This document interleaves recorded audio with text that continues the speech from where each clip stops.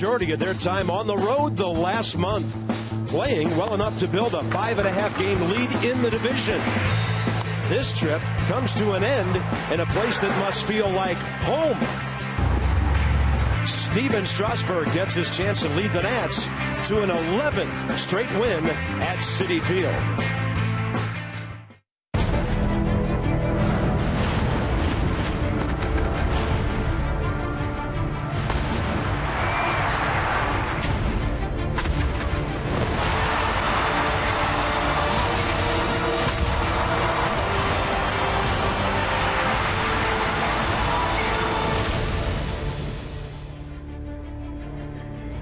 Could be a great night to wrap up a road trip and head back to D.C.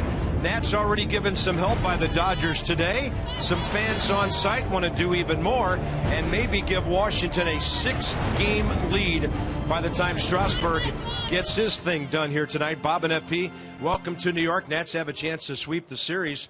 As Drupal Cabrera, Nats knew what they were getting, a good defensive guy. Second base position has been answered, but now the bat has really come alive. Yeah, he's been swinging, and we talked about it at the trade deadline. Mike Rizzo with this sneaky good move, getting as Drupal Cabrera. Just a solid baseball guy, a solid baseball player. He's made an adjustment in his swing. He's lowered his hands the last couple of days, and you see the result. You remember his first couple games as a Nat, he had his hands up around his helmet. He's kind of lowered it right around his back armpit, and he's just throwing the hands at the baseball, just like that fan's throwing his hands at the baseball. But he's been great. 7-game hitting streak, 9 for 26, 346 average.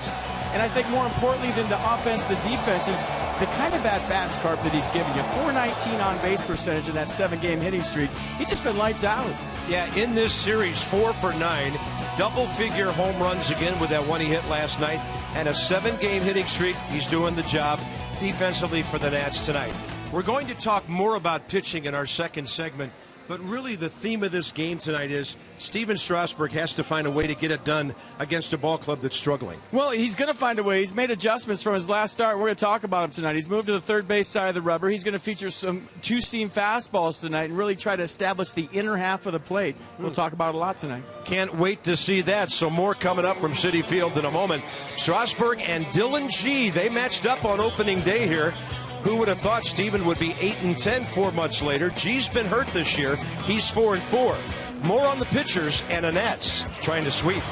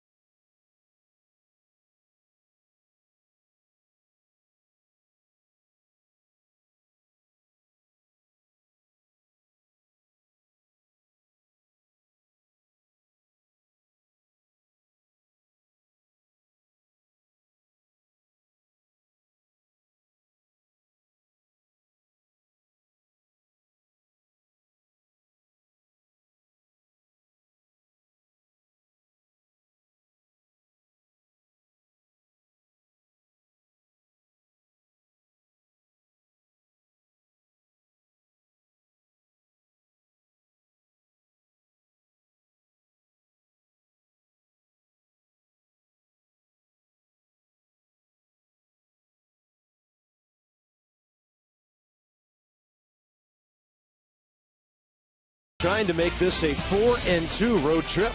if they can take care of business against the Mets tonight. Washington 9 of 11 in the season series so far.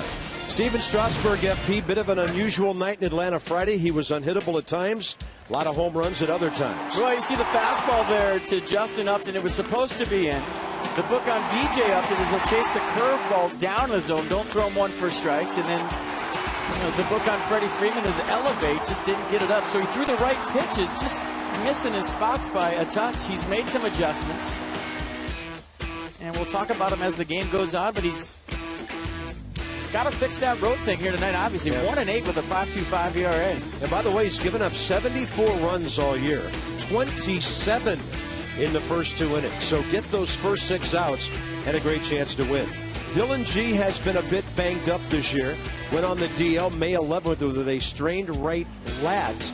And he is 7-3 career against the Nats, but they've handled him lately. Well, you used to own him. Look at the numbers. First 9 starts, Dylan G and Nat Killer. Last 4 starts, they figured him out. And on the 31st, when he last faced the Nats, he went 6 2/3 and gave up 4 runs. They're looking to do that here again tonight. 4 has been the magic number for the Nats all year. Nationals are 12 over 500, 5.5 up on the Braves. Dodgers took 3 out of 4 of them, finishing up today. So it's a night that's beautiful for baseball. David Wright and the Mets waiting. Yeah, Michael Taylor's in the lineup. Here we go. Nats Mets.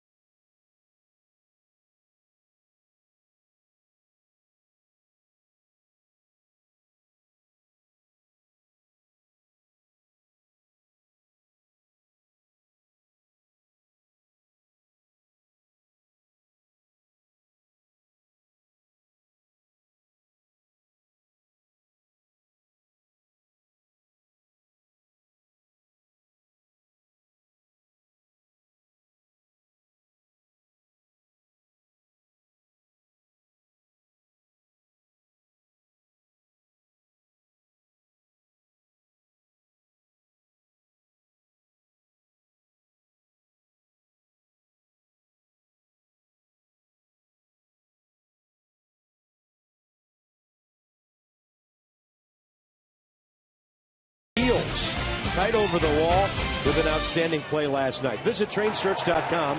Find your local train comfort specialist dealer. Hard to stop a train. 78, beautiful night. And FP, a big play in the 9th inning last night helped the Nats preserve that win. Well, it's been all the talk around baseball today. Big play in the Giants-White Sox game. The whole new 7.13 rule at home plate. Ian Desmond throws it to Wilson Ramos. And you see where Ramos is. So, what, 4% of his body is in foul territory and 96% in fair territory. But when we show you the high home of this, watch where Wilson Ramos sets up and watch where the throw takes him. So Ramos comes out in front of the plate. Keep your eyes on Wilson, bottom of the screen. Now, he's in the right position. The throw from Ian Desmond actually takes him in line. So there's a little jab step right there. And per the rules, if the throw takes you into the runner is allowed to run you over. But guys are so conditioned now in today's game not to run over the catcher because of the rule. You know, guys are actually starting to slide into catchers, get up and complain and say they didn't have a lane when they know they're out by 5 or 6 steps. Something's got to change with this thing because it's just, I mean, one team, Carp, did everything absolutely right in that. One team didn't. I mean, they didn't drive the run in. They hit a grounder to short. Matt Williams gambled by bringing his infield in with the game on the line. It paid off. But, you know, by the letter of the law, that rule, that could have went either way. And now you're going to decide games and playoffs on something as gray as that. It's ridiculous, and it has to change. Yeah, and some common sense needs to kick in as well. It was not a close play at the plate. Not bang, bang, you know, years ago, last year. Play like that, you're out by 10 feet and move along. But things have gotten a little more complicated. The Nats are hitting .250, 7th in the league, 5th in runs, 5th in home runs. And Bryce Harper, well, he's building some career numbers against the Mets. In this series, Bryce is 3 for 7 with a home run, had another RBI last night, aiding in that comeback attempt. Michael Taylor back in right field, back in the number 8 spot tonight with the hottest leadoff hitter in baseball, taking on Dylan G. And the 28-year-old right-hander making his 15th start of the year. Well, check this out right here. The changeup at the bottom, 14%. The last 3 starts he's thrown at 20, 24, and 23%. So he's really relied on the changeup heavily his last 3 starts. And Nats fans know his repertoire. 2-seam fastball, slider, curveball, change. And you see what opponents are hitting against him. Stingy with the knocks. Dylan G. and Denard Span. First pitch of the game right in there. And we're on time at 7:10 on a beautiful New York City baseball night. Boys are coming home for a week and a half after this. Span in this series 0 for 5, or over 5 at least Tuesday night. One more at bat last night. And he gets jammed on that one, pops it straight back. d'Arnaud waiting for it near the Mets logo. First out of the game.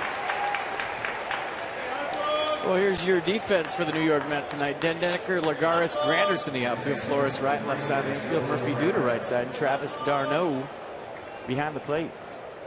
It's always a beautiful night for baseball when the team that's chasing you loses before you take the field. That makes it a whole lot clearer. 23-year veteran Brian Gorman, the crew chief, has the plate. Jim Wolf, Tony Randazzo, Stu Sherwater first, second, and third.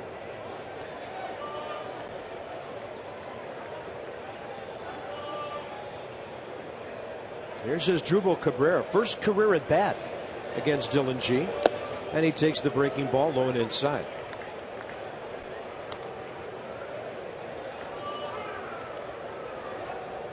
Mets are 57 and 64. 9.5 back of the Nats. Trying to go 13 over 500 with a win tonight. That's a good fastball under the hands of the left-handed hitter. You talk about the hands of that left-handed hitter. He's made the adjustment of lowering those hands. They used to be up around his helmet, Cabrera's hands. And you see where they're at right now. It's allowed him to just fire him right down to the ball, be a little more direct, and take a little bit out of, I guess, his pre-pitch preparation. Because he used to have them up, down, back to up, and it took too much time. Now they're just right there. Having a great series. And we've seen him use this entire ballpark with the bat. During his 7-game hitting streak, he's 9 for 26. Every one of his hits as a Nat so far left-handed. 11 for 31 that side of the plate.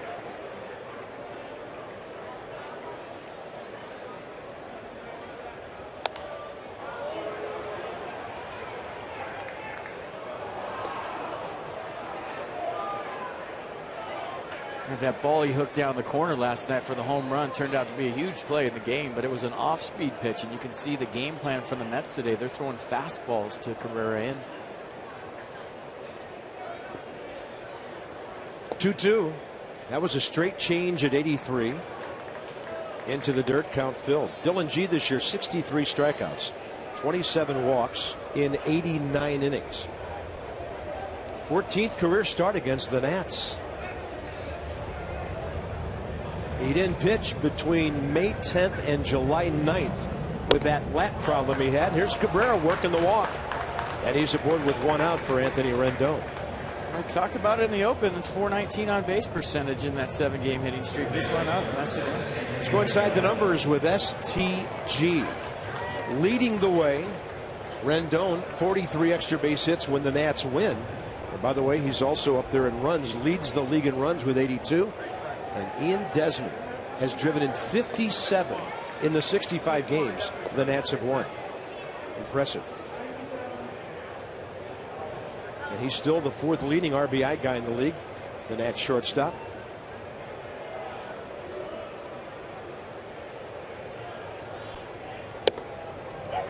In there, high in the zone.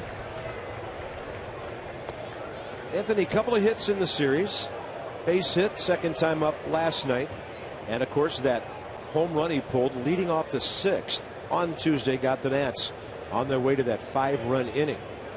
Big gap in left center on a count of 0-1. Jacks it to left. It's going to carry right to Matt Dendecker.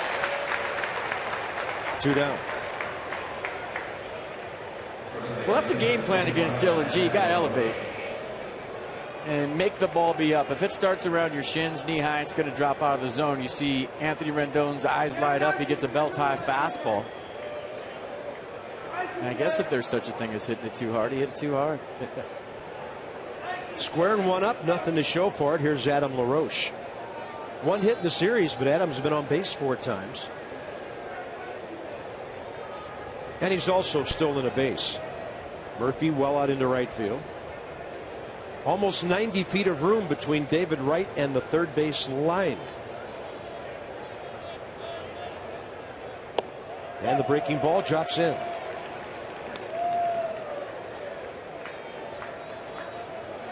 Continues to punish New York pitching.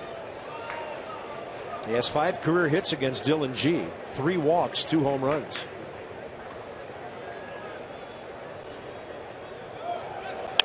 Another breaking ball, and on the move there was Cabrera.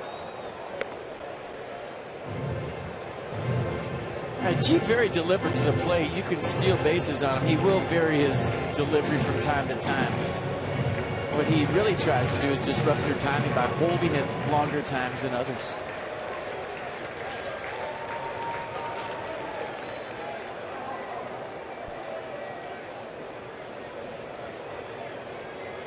LaRoche hitting .318 in August.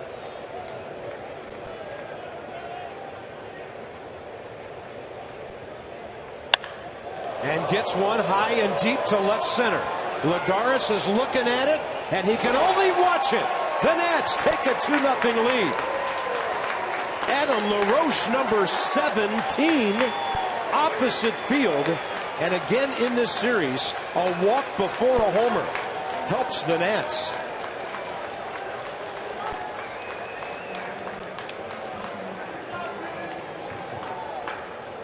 Well, check out the elevation. Game plan, check. Fastball belt high. LaRoche letting it get deep. Going the other way.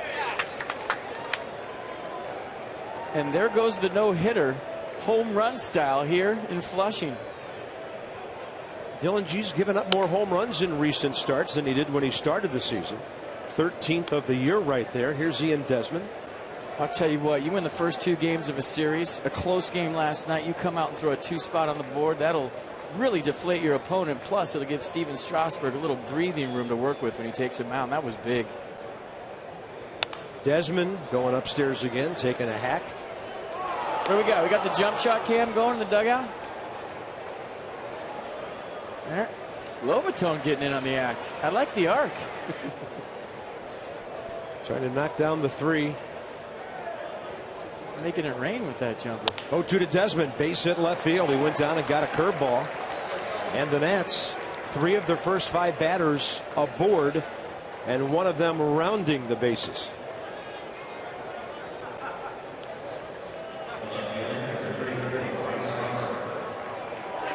A nice piece of hitting by Ian Desmond. Checking in with a knock first at bat. Line's moving with 2 outs. Bryce Harper's had a good series. He also has a career home run against Dylan G. 4 for 10. 2-run shot opposite field Tuesday night. And the sacrifice fly last night that got the Nats back even before Franzen gave them the lead. Desmond 13 steals in 16 attempts. Talked to Ian the other day in his locker about stealing 7 more bags. He said, you know what, we're in a pennant race, and if I have to steal, I'll steal, but it's not about me getting 20-20. It's about us winning a game. Shocker, right, that he said that? He gets it. He's the ultimate team guy. Well, right now would help the ball club. 2 outs. Yeah, absolutely.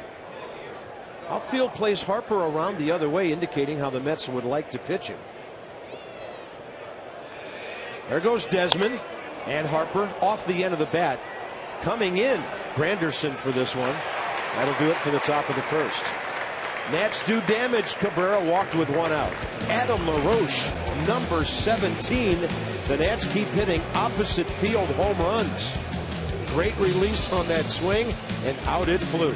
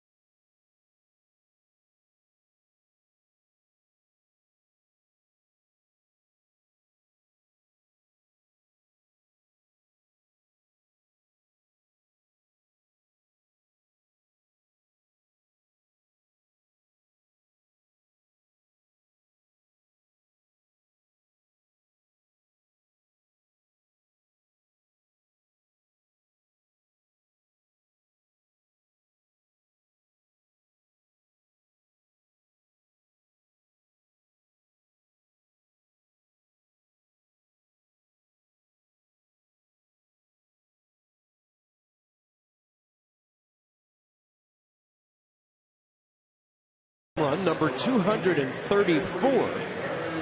And Steven Strasburg goes to work here in the bottom of the first. Mets are hitting only 238, San Diego 225. Lower batting average in the league by only one other team.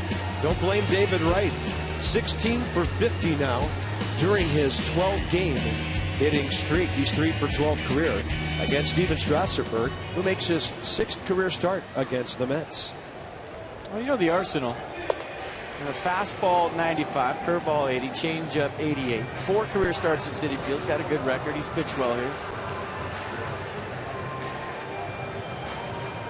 Yeah, last win here, July 25th, 2012. Yeah, coming off a rough one last time out, but he's made some adjustments. He's talked to a couple of the coaches, Randy Knorr, Matt Williams, his skipper, about picking their brains as former hitters and what he needs to do to be a little bit more successful out there. So he's moved over to the third base side of the rubber. He's going to use his sinker more tonight, and he's going to really try to establish the inside of the strike zone early. Their conversation was, Carp, that if you throw strikes inside at 95, now as a hitter, I really have to get my bat to the baseball. Yeah. And early on, the reason Stevens had struggles early in the game is he starts away and then kind of moves in later, gives up the early runs because he's out over the plate. Then when he locks in, he starts throwing inside. Well, tonight his game plan is he's just going to pound guys in and see what happens, and I like it. Right, like that. You can do that. You can do that in this ballpark. Even though they brought in the fences a couple of years ago, from left center to right center, it's still a pitcher's park. And kind of finishing it off, it has to be a strike in, and that was a good pitch. Right. If you throw strikes in and establish that, I have to swing at it. He throws a few more of those, Brian Gorman will be calling those for strikes. That was outstanding. And the count's back even, 2-2. In this series, Curtis Granderson, 1 for 10. He's 0 for 3 career against Strasburg.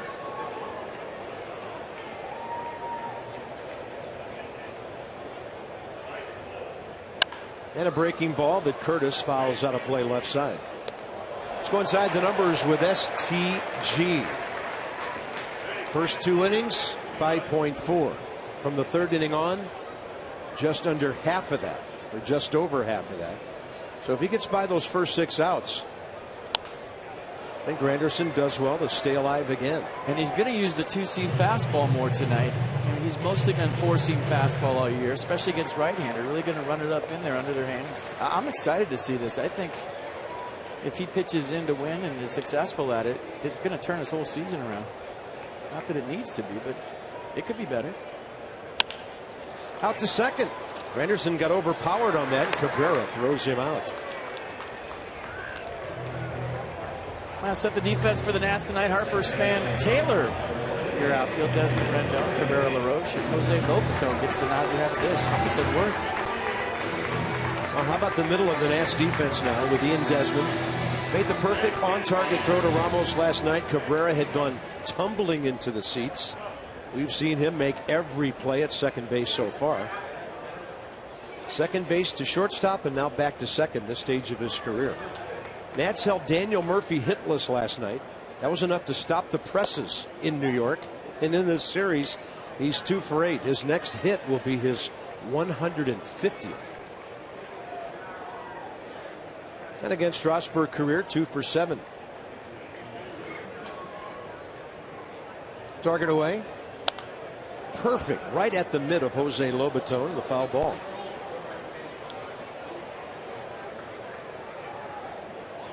Well, I love Jose Lobaton's reaction right here. Watch Strasburg hits the spot. Watch Lobaton. It shows him his glove that way. Kind of like a little fist jab out there. Yeah. I like that. Here's the 0-2. He wants it in the dirt. Buries the breaking ball. Does Strasburg and strikes out Murphy. Perfect execution against one of the better hitters in the league. You know, Jose Lobaton's as good as it gets back there with the glove, and it's the game within the game. You saw him pump his pitcher up when he hit a spot before. You also saw him before that tap his glove in the ground saying, I want this in the dirt. So great execution by Steven Strasburg. You see him tapping the glove in the dirt. He wants it buried, and I mean, that was just good stuff right there. The fastball, curveball combo right where he wanted him. David Wright having a good series. A pair of 2 for 4 games. Against Strasburg, career 3 for 12. 4 for 13, pardon me. Didn't hit it that hard. Kept his hands inside the ball, and David Wright has a 13-game hitting streak. You know, that's going to happen.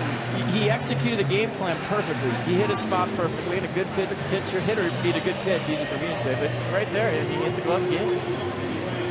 I like what I'm seeing from Steven here early.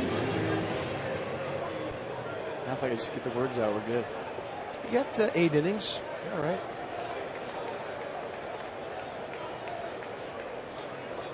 I said they didn't have a good shortstop since Ray Ordonez last night.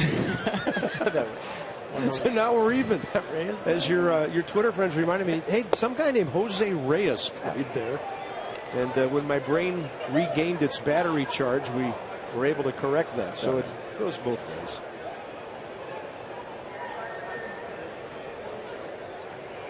I was talking more defense, but Jose Reyes was just about as good as Ordonez when he was at his very best. Here's Lucas Duda, who's having a career year himself. 4th in the league with 21 home runs. 64 RBIs have him just out of the top 10. Anthony Rendon is 10th in the league with 66.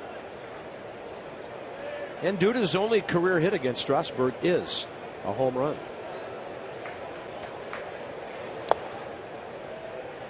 That was 88 on the changeup, skipping into Lobaton. So Strasburg tonight, 13th start on the road, where he's 1-8 with a 5.25 ERA.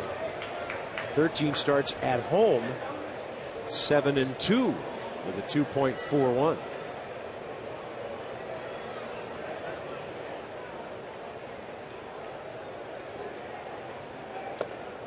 Two and 0, or 2-1 rather.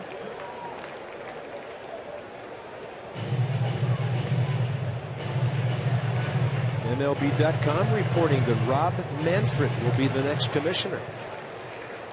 They voted today, and there was some reports that said he didn't have enough votes. But it looks like Rob Manfred, MLB's chief operating officer. I voted for Teddy. Thought he'd be a great commissioner. And he's learned how to win now. I voted for Phil Wood in a write-in, but I don't own anything, so they wouldn't take my vote. 2-1, busted bat. Strasburg will run it over to LaRoche and a very impressive first inning. So he's got 3 of those 6 outs he needs to have a good evening.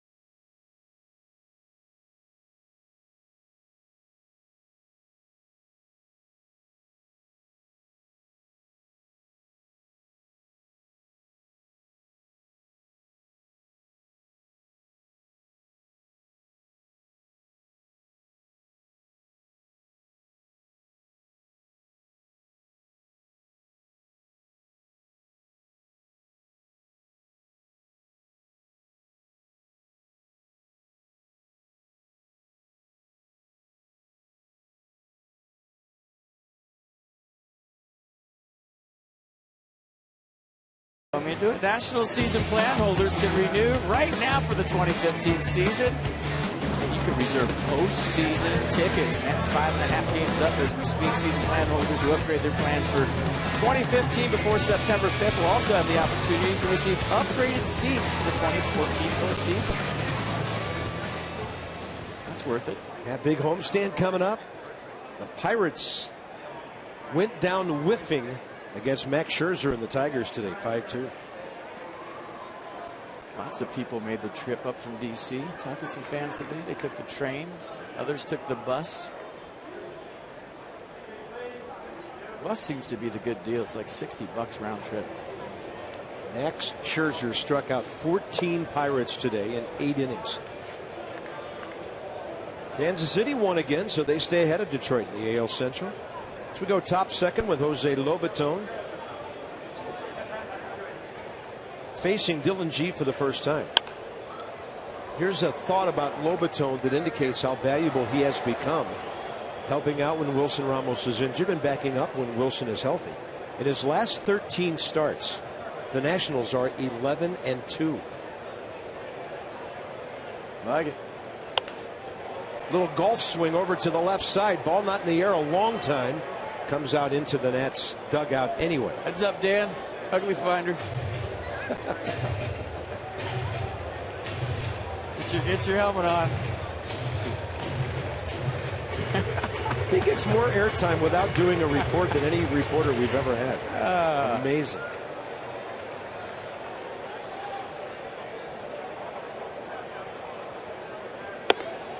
Up and in.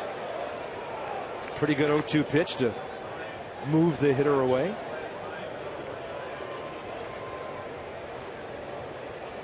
Lobaton, 228 from the left side. He tried to wait long enough for that off-speed pitch, still out ahead of it.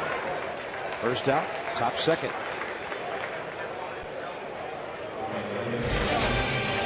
The Metro Silver Line is now open, so look alive. Tomorrow night, Tanner Roark for the Nats. He takes on 5-1 Charlie Morton. Gio and Jeff Lott, the lefty, on Saturday. Doug Fister, 12-3 against Edinson Volquez, a 10-game winner on Sunday. And then the Diamondbacks are coming in. Diamondbacks and then the Giants after the battling Buccos. Well, those first two teams the Nats are playing the homestand don't like each other. I hope there's no overlap when the Diamondbacks get into town. The Pirates are still there. They've had their disagreements, I guess is a nice way to put it. Well, the Pirates don't leave any stuff behind in the clubhouse to cause Arizona problems. Matt Rosenthal will take care of all that. 1-1 to Michael Taylor.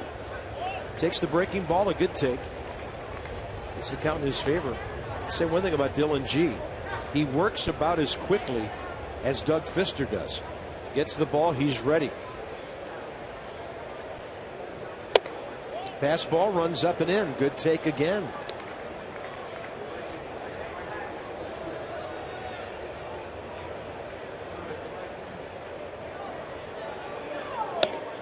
Nice at bat. His first big league walk. That's a good start after going 0 for 4 in that leadoff spot last night. Well, that's the thing. The leadoff spot for a young guy his second day as a major leaguer is not an easy deal. I mean, your first guy in. When you hit 8th, you get 7 hitters in front of you to check out the pitcher, see what he's featuring on a given night, how is he throwing. You're a first batter up. You have no idea. So I like Michael Taylor hitting 8th right now. He just got a chance to see G and had a really good game plan to go up there with. You know who else likes it? Pitchers. They don't have to make perfect bunts when he's on base. Let's get it down.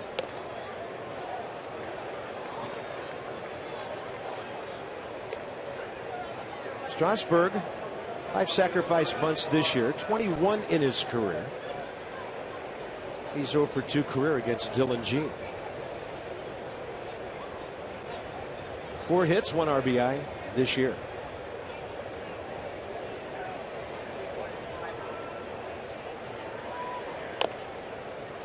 Wow.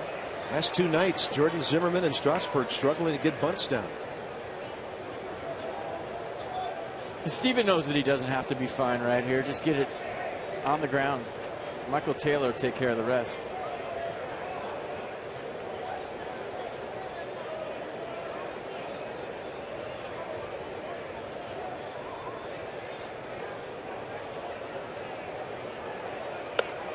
Saw the pitch up high, knew he couldn't get over the top of that one.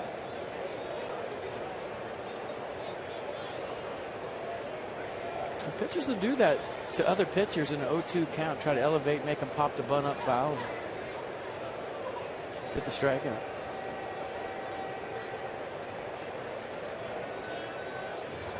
There he goes. Taylor easily to second base on a 1-4 sacrifice. Nicely done with 2 strikes. Darren Span will take his time getting in the box as Steven Strasburg heads back to the Nats dugout. Perfect form. Now Michael Taylor in scoring position.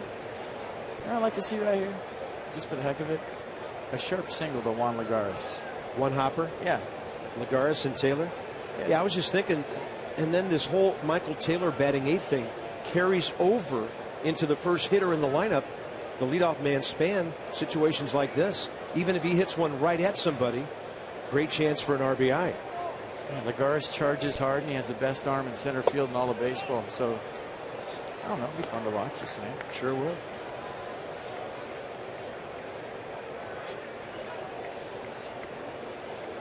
Accurate, too. Denard came into the ball game last night, played center field in the 8th inning, got one at bat.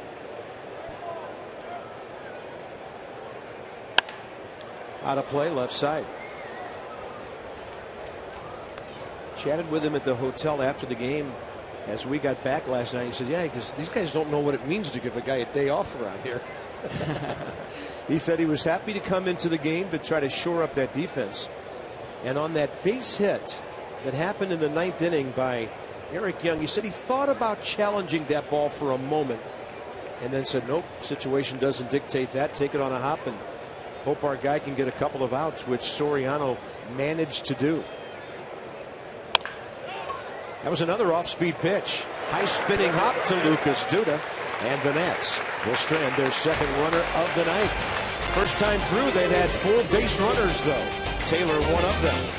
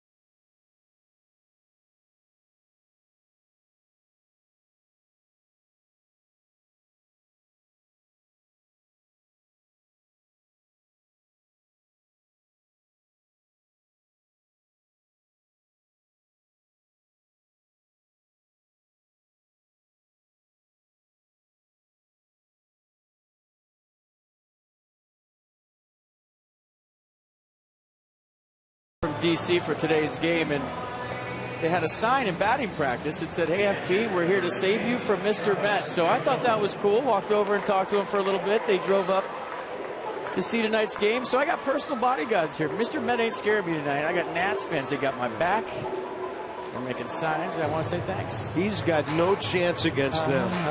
Looks to me like he's starting to get a little looking for some big guys to maybe head over there. Yep, they got my back. Yeah. I'm not worried about Mr. Met anymore. And those are good fans. Thanks, guys. It was nice meeting y'all today. Cool. Bottom of the second, Travis d'Arnaud.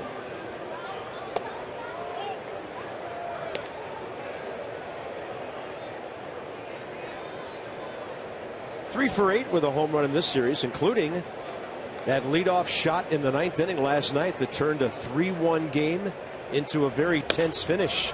It's off the end of his bat. Adam LaRoche under it. Plenty of room with which to work for the out. Strasburg's first inning, by the way, 15 pitches, 11 strikes.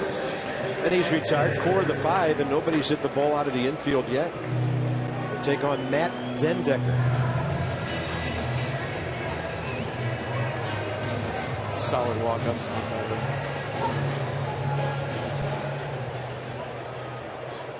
He had hits his last 2 times up last night. He was the runner thrown out at home on the Ian Desmond Ramos play in the 9th inning.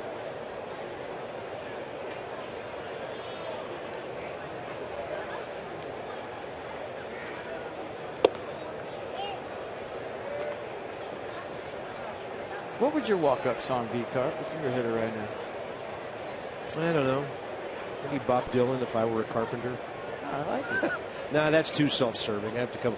That's too low key too. You got to have a nice up-tempo one, right? Yeah. I mean, I didn't mean to put you on the spot. Guys put a lot of thought in that, believe it or not. I mean, back in the day, it was just you had one song, you walked up to it 4 times a night. Now guys have 4 different songs for every at-bat. That's a lot of thinking. Yeah.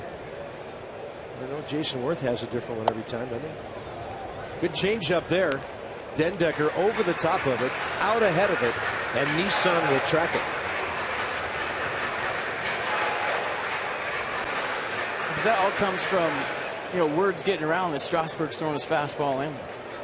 And not just in for effect, but in for strikes. The command tonight so far, the focus and the execution have been impressive.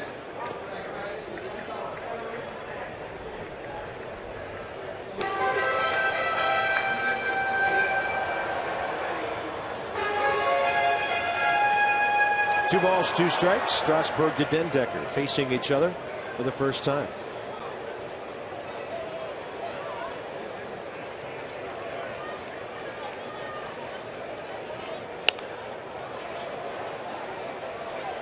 I think you should walk up to the massive theme song. That'd be great. It's been in my brain for 9 years. You I whistle probably it on should. the plane every flight. Yeah, You're always whistling. Well, that's my sign that we've. You guys don't know this, but it's my little message to you that we've landed safely. Oh, okay, thanks. The Nascent Orchestra. Wicked breaking ball. Dendecker lays off. 3 balls, 2 strikes.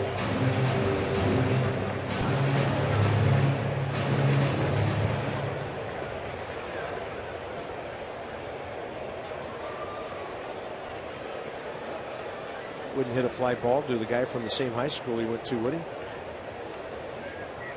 Nope, he's going to have the ball go right by him. Strasburg, 2nd K of the night. So he's retired 5 of the first 6. Look at the location of everything, though. Down in the zone, 96 to a spot. Lobatone catching Steven Strasburg right now. Like he's catching Tanner Roark. He's just hitting all of the spots with all of his pitches. Juan Lagares 1 for 6 in the series, hit by a pitch. 1 for 3 career against the Nats right-hander.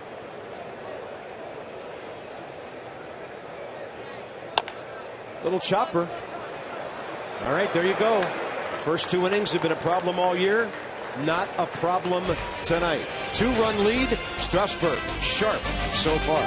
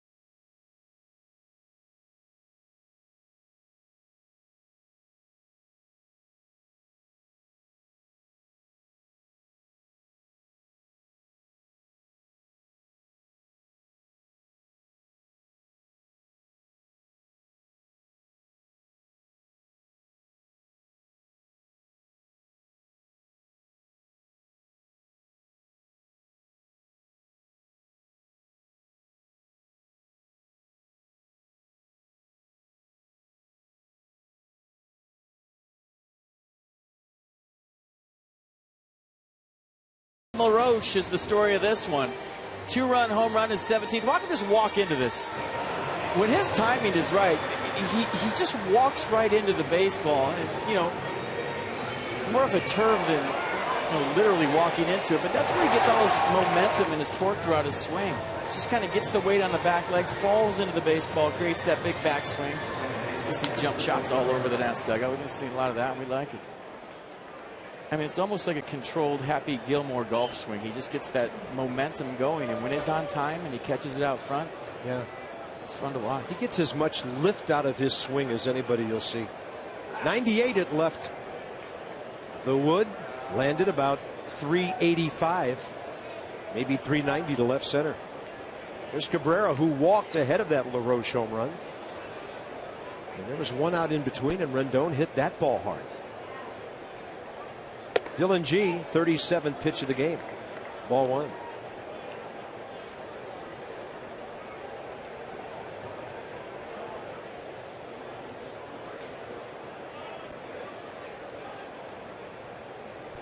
It's actually a soft toss drill you can do, where you get in your stance, you take your back foot, and you start to walk into it, and you get your rhythm. It's like 1-2 swing. And you get that same sort of rhythm that LaRoche has got by doing it with toss. You can do it on a tee. You know, for your younger viewers at home, it's a way to just get that feel and that rhythm of catching the ball out in front and your timing. So just kind of a 1-2 swing, and you're going toward the ball, and it's all one motion, a lot like Adam LaRoche's swing right there on the home run. Try it in your living room right now. See what happens. Use a real ball and a real bat. You know, people at the ballpark play air guitar. They can do air batting at home. 2-2. Rendon, LaRoche to follow. Top of the third.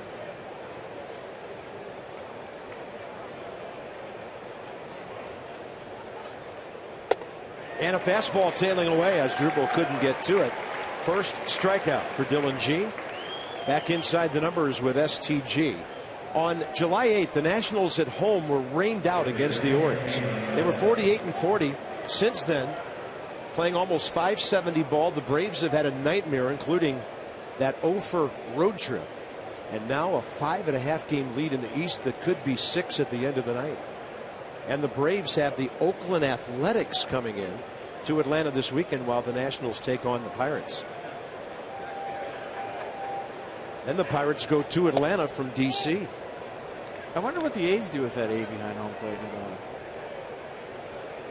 Just kind of check it out. See, this could be our logo too. I bet you more people are watching that A than ever before. Yeah. Rendon checked his swing. It was a called strike anyway. 1-1. Hit the ball extremely hard first time, right at Den Decker in left.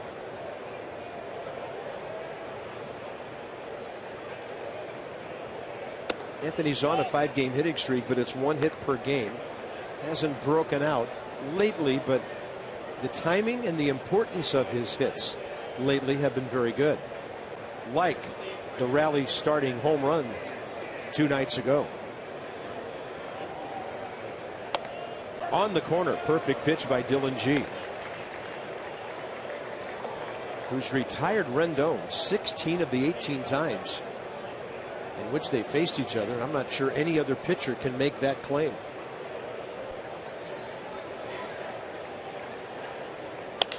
Another well hit ball to left. This will back up Den Decker. He'll pull it in front of the track. 2 down.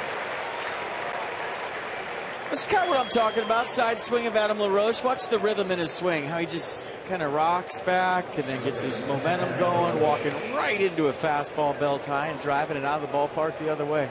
See what I'm talking about? That rhythm right there. Foot down early. Head to the baseball contact point. Tremendous torque. As you see the hips turn and then the big high finish creating all the backspin. Pretty swing. That's great. And it's happened 234 times. Fastball in there. Well, LaRoche is trying to bust into the top 10 in the league in RBIs. He has 62 now.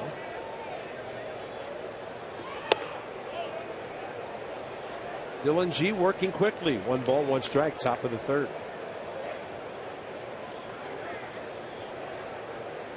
So in the series, 2 hits, 3 walks, 2 batted in now for Adam. That's a fair ball. Hugs the line. Duda has it. And the Nationals go 1-2-3 for the first time tonight. Strasburg back to work with a 2-run 3rd inning lead.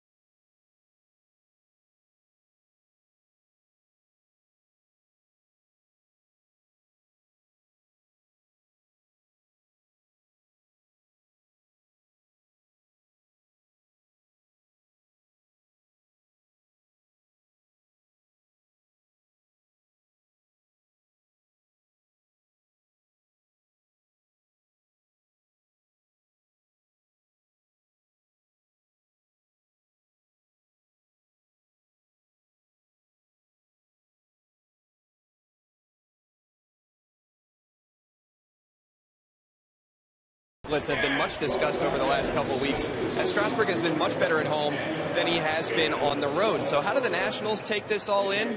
Well, Matt Williams said yesterday that he views Strasburg's road struggles much as he does the Nationals' defensive struggles early on in the season. Essentially, that it's an aberration and that they're not going to make too much of it. They're going to continue to give Strasburg the ball every 5th day, regardless of where he's pitching. And Williams says that on any given day, regardless of the ballpark, if Strasburg doesn't make the pitches that he wants to make, he's more likely to allow hits. It's just about him commanding the fastball and making good pitches. And today, Strasburg has commanded that fastball down in the zone. He's made his pitches, and he's had success, guys, even though he's pitching on the road. Well put, Dan. And here in his 3rd inning, that's pitch number 26 and strike number 18. Taking on Wilmer Flores, the shortstop here. Facing him for the first time, pitcher on deck. I mean, it may be coincidence, it may be random, but you know, it's something you really can't ignore. It's almost impossible, the difference in his numbers. But I'll say this, if it comes down to a postseason series, I'll almost guarantee you see him in a white uniform. Everyone can talk about how it's not a big deal right now. He's going to pitch at Nats Park in the postseason. Everything in October is a big deal. You look for whatever edge you can get. Exactly. 7-2, 2.41 speaks for itself at home. 112 strikeouts and 14 walks at Nats Park. That's just ridiculous. Came into this ball game first in the league with 186 strikeouts. And over to get it, Taylor. He was eyeing that ball. Pretty good scouting by the Nats. They had Flores played perfectly. Hashtag Masson fan photos. You'll have a chance to have it shown in a future broadcast. That's brought to you by AT&T. You know, remember the young man we showed yesterday just scarfing, and I said, crushing his food. Hashtag crushing. That was Dallas Hairston, Scott Hairston's little boy. I know, they heard all about it. Yeah, they did. I mean, I thought I looked familiar, but all I could see was like a face full of hot dog. Yeah, and he was absolutely dominating that. Well, we heard that our #1 viewer / critic back in D.C., Chelsea Desmond, was the one who quickly spread the word on that one. So thanks, Chelsea. It's cute. She never misses a pitch either at the ballpark or on Masson. Yeah, that was great.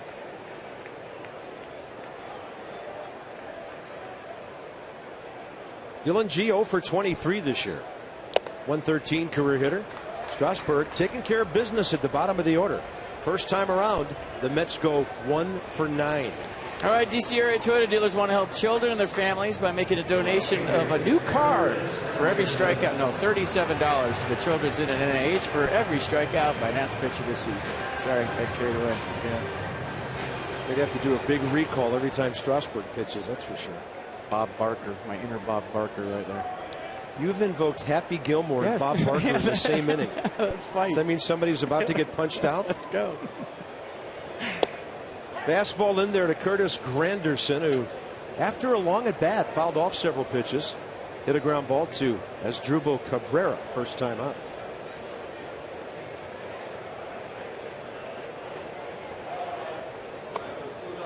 On the changeup, a beauty, 90 diving into the dirt. Boy, he establishes that fastball. The changeup becomes devastating.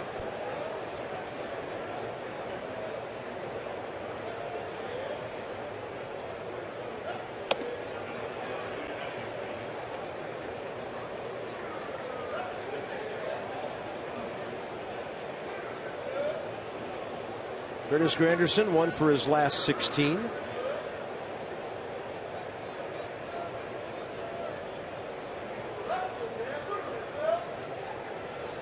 Was coming into the ball game. He's already been retired. Well, looks like twice.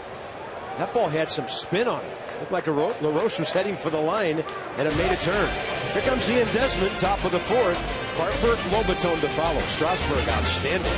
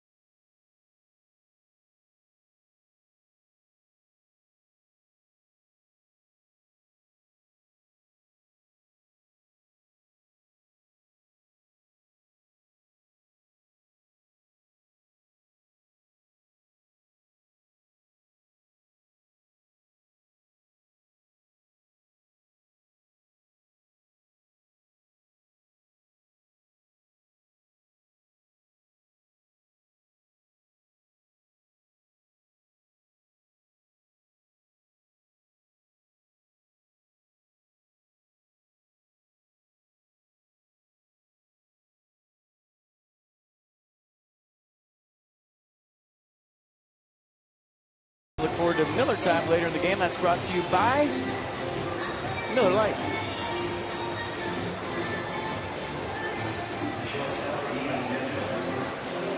So the Nats up 2-0. Here's our due-up, top of the fourth, brought to you by Honda.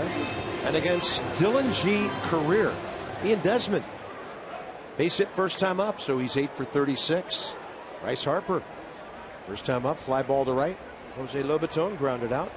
Here we go, top four. G, 49 pitches, 31 strikes. Strasburg, by the way, 36 pitches, 25 strikes in 3 very efficient innings. Desmond in the series now, 3 for 8. Also a walk, so he's been on base 4 times. Home run 2 nights ago, his 20th of the year. And he's in the top 4 in the league in RBIs with 72. That breaking ball stays up and in. Ball game underway for 50 minutes now. We reach the top of the hour. First inning walk to Cabrera. 1 out later, Adam LaRoche. 17th homer. The Nats lead 2-0. Seen it big.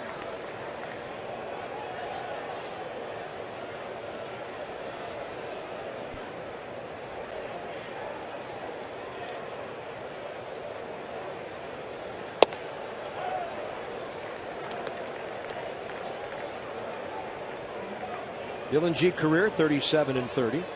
This is his 96th start. 14th against the Nats. Desmond, nice take. Third walk of the night. And Ian's on for the second time. All right, you've been waiting for this one all year long. August 15th, 7:05. Pirates are in town. Is that Friday? It's tomorrow, right? Yep. You get your bottle opener cap. Need an ID. You have to be over 21. You can open a beer with your lid. That is cool.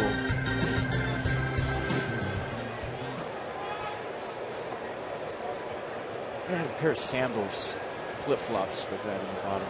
Just gross. Harper up hacking. With Desmond running. And he had a good jump. Bryce tried to drive him home first time. That one off the end of the bat, flew out to Granderson and right. So Ian Desmond has already had a read on Dylan G once tonight on his way to second base.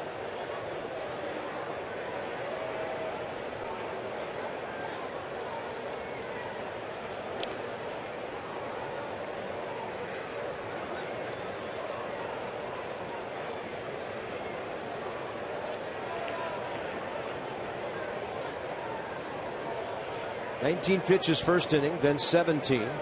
13 in the third.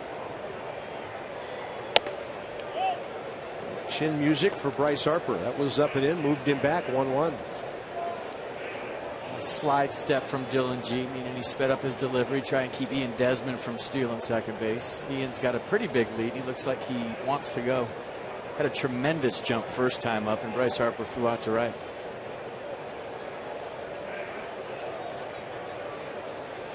He started, then stopped. Harper, right center field. See you later.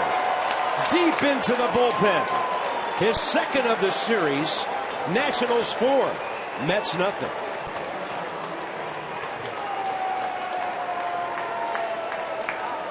Twice tonight, a walk and then a home run. I'm telling you, he gets hot. Forget about it. Absolutely forget about it. And that was a bomb.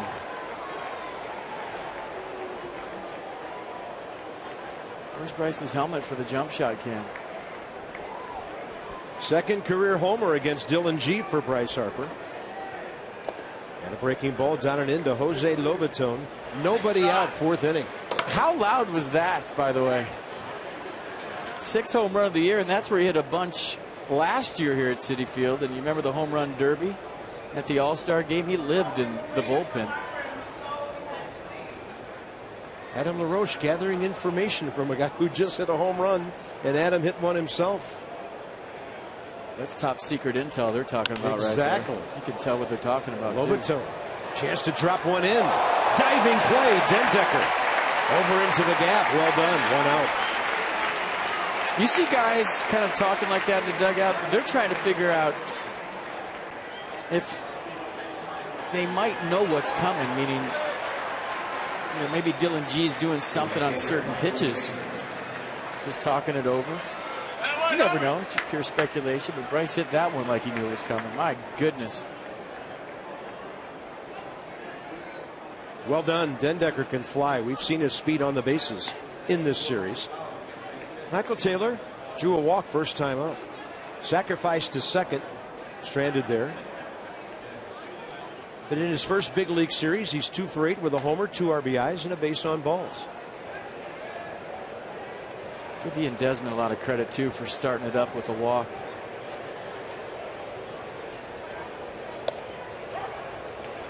Walking a tater seems to be the recipe tonight.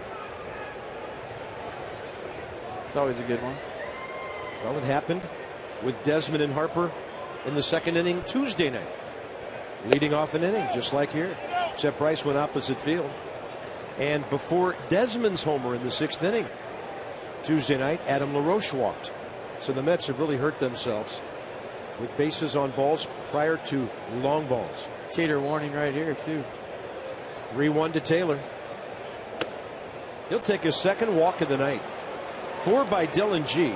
He's walked the number 8 hitter twice. All right, let's watch Bryce do his thing one more time. Fastball up, right over the plate. Or was it a fastball? Starting to wonder if that was a changeup right now. Either way, it was a fartator. That ball just below where Adam Dunn hit one up on the train trestle here several years ago. I thought it might have it for a while. That ball was crushed. Strasburg trying to sacrifice again. Regardless of the pitch, the home run to left, the walk-off homer, and then the home run to left here, the game one of the series. Now all of a sudden Bryce is getting the ball closer to him. We thought that if he went the other way hard that they would start coming to the other side of the plate. And if they start throwing a middle in, it's going to get ugly for the opponents. Yeah, his base hit Tuesday night after the home run he pulled. So they've tried him inside a couple of times in the series.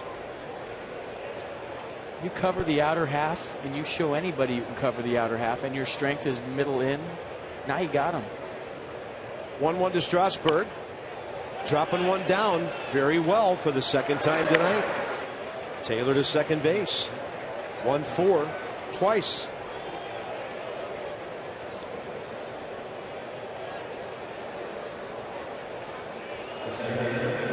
We like home runs, don't we?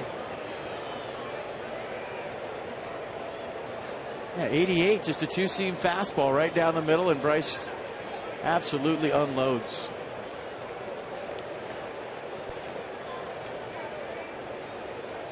Nissan on the pitch track and a long fly ball. Denard Span now trying to make it 5-0. He has fouled out to the catcher and grounded out to Lucas Duda at first.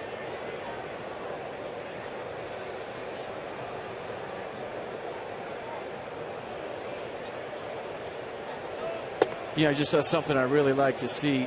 Just as many guys on the top step greeting Steven Strasburg on the sacrifice bunt as there was on the Bryce Harper home run. Yeah. That's what good teams do. I watch a lot of baseball every day, and I can't tell you how many times I see teams score a run, guys come back to the dugout, and one or two guys get up to high five him, or a guy gets a big sacrifice down, and only one guy walks over and high fives him. If somebody does something good, every single guy in the dugout should be at that top step, right at the bottom step, excuse me, high-fiving them, telling them good job to a man, everybody. And you see that a lot with the Nats.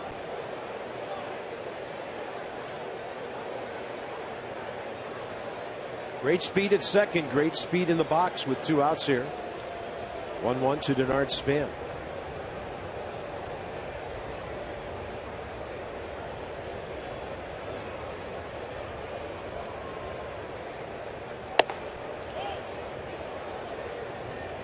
Can I still root for the base hit up the middle right here? See Lagar's throw. Sure. And Michael Taylor run.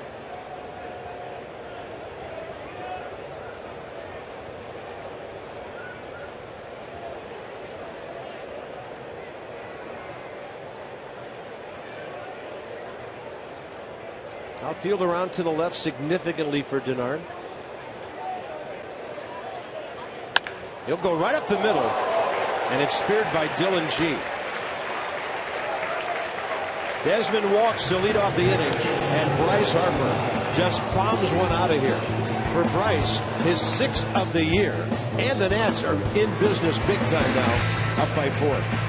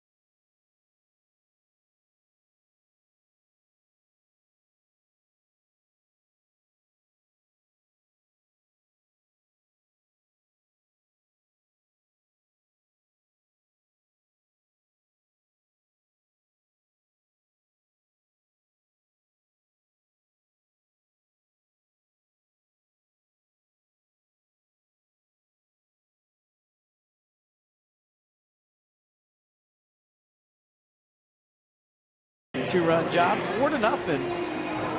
As we head to the bottom of the fourth, remember our Washington, D.C. Lexus dealers are donating $250 to the Children's National Medical Center for every home run a Nats player hits this season. So keep them coming. We like to watch them. Lexus, the pursuit of perfection. Yeah, Nationals 2 more tonight. 104 on the season now. And they've hit 7 home runs in this series. Murphy, right, Duda, 2-3-4 for the Mets.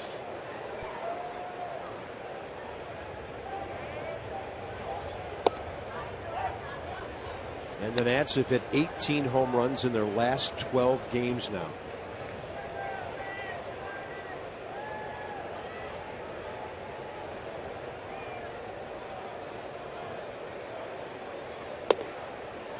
And that's coupled with the fact they give up the fewest home runs in all of baseball.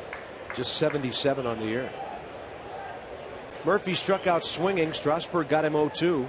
Buried a breaking ball on him. Ball hits the mound. Desmond turns and fires. And it's too far for LaRoche to get it. And Murphy will go to second base. Adam tried to stay on the bag to get the out. And they'll have to give Desmond an error for the wide throw after a good job of ranging up the middle. Well, score that base hit, an error. But look how far Ian Desmond goes for this ball. Tries to make the spectacular play and almost pulls it off. Spin move, throws off the wrong foot. It's just hard for a shortstop to pick up the target when you spin around like that. But a good effort by Desmond. That's not a bad error. He's trying to make a great play. Second Mets hit. David Wright got the first one. He was swinging early in the count. Strasburg threw him inside. He was able to get it up the middle. Right about through where the base runner's standing. That's ball 94 right in there.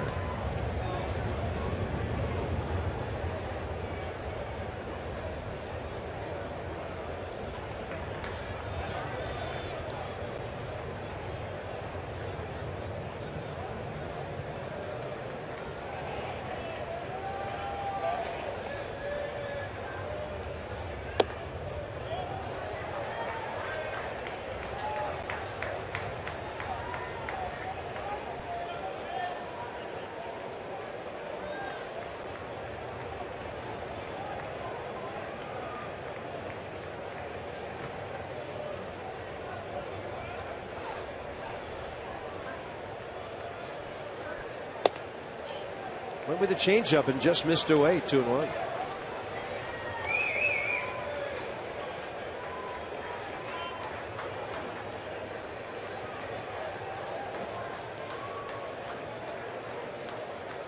Middle of the ball game. Nationals in control. Strasburg trying to keep putting zeros up there. And David Wright will go up and hack it foul off to the right. 2-2.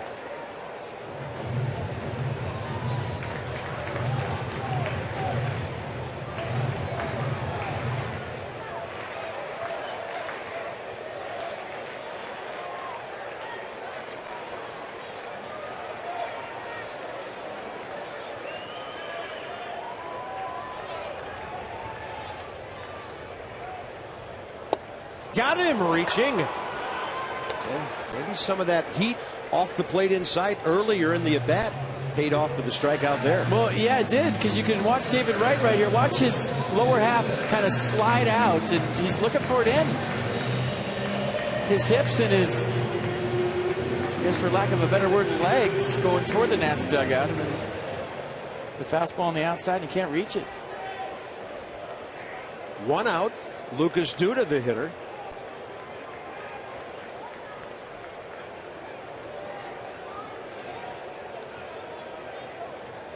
And he bounced back to Strasburg. Murphy trying to steal third. Rendon dropped the throw. Looked like they had him. Oh, he was out by 2 steps. They'll give him a steal. Well, Rendon had a long way to go for this because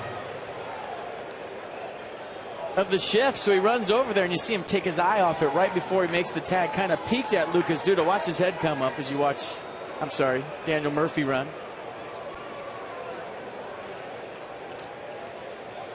Murphy, 13th steal of the year. Would have been a bad out. Second out of the inning at third base, but he gets himself over there now with one out, giving Duda a chance to drive in a run, and that's strike two. Yeah, down by 4. You got to make it if you're stealing third. And I guess he did.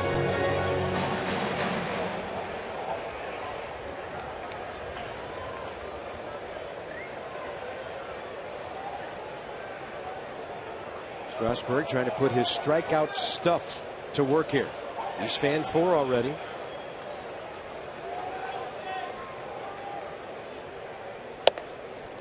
.96 inside. 1 ball, 2 strikes.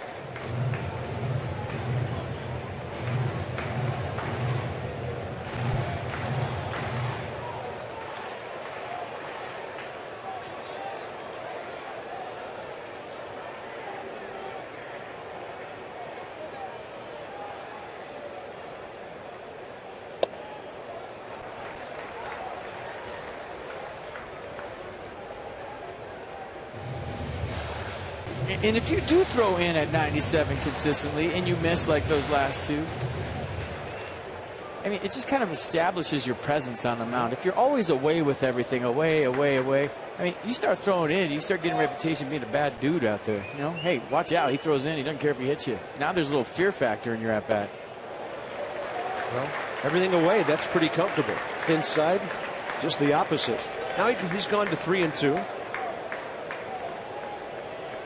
Got a catcher on deck who's got some power.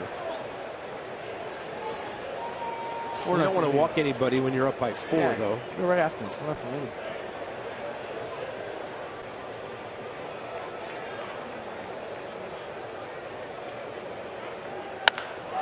And that ball is smoked out to right center.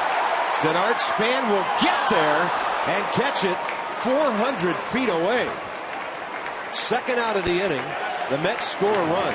Off the bat, it looked like a 4-2 game. Well, Lucas Duda got the sac fly, but he was hoping for more. He put a charge into this one. And Steven Strasburg did a great job. Here it is. Hit it. I got a 4-run lead and let my center fielder do a little spanning. I mean, what a great route. That ball was ticketed for extra bases. The Denard Span. No. Just a sac fly. I got this. Thanks. Nice play. The ball way to the left of the 390 mark out there. That's one part of Citi Field, straightaway center, where they didn't bring the fence in much at all. 408 straightaway.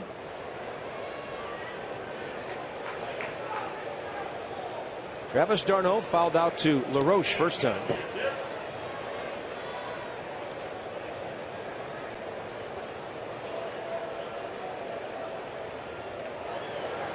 This is the last pitch.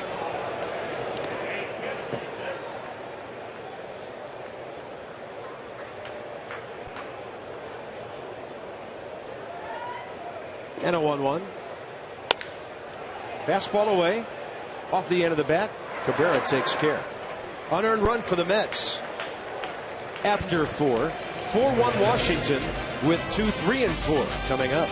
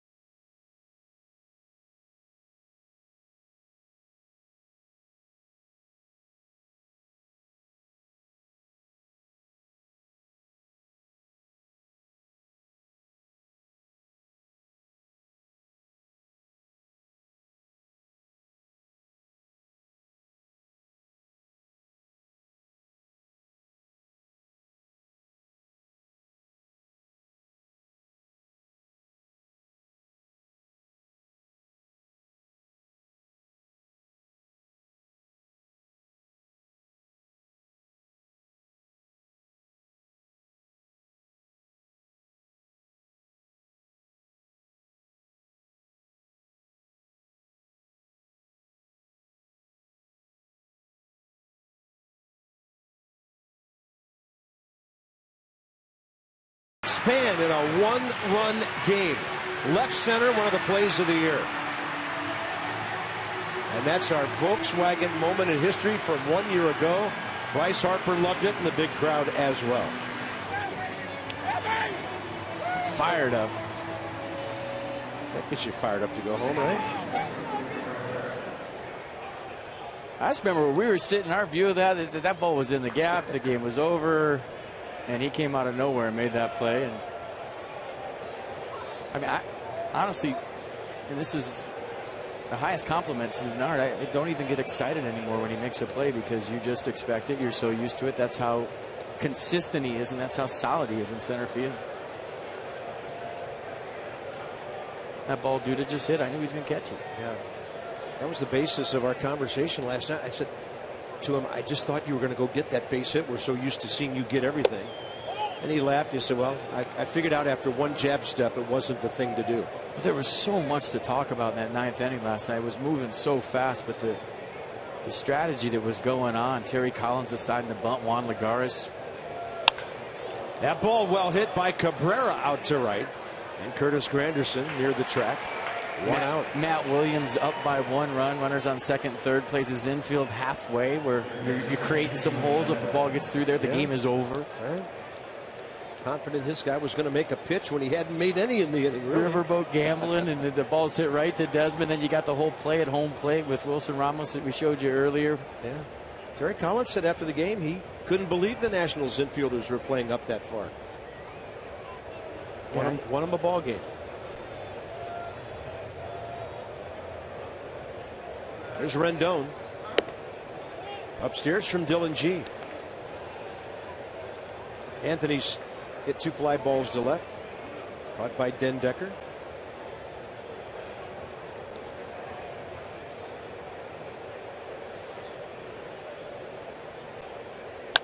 Smokes one to right. It's over near the line, and Granderson will get there on the run.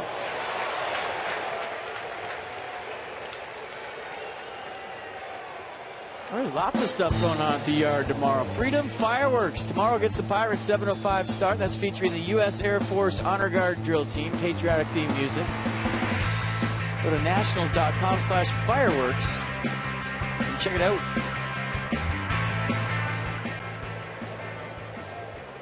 Liking what he's seeing, the guy with the Natalie attired look going tonight. I like those glasses. Those are good. Makes him look smarter. Him. Well, how do you know what he looks like without them? How can it make him look smarter? Everybody looks Maybe he looks smarter. smart without them. Everybody looks smarter with those things. You're a genius when you put those on. Yeah.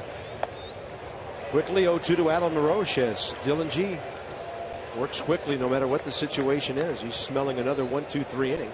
Had one against these same hitters back in the third. Only other time it's happened tonight.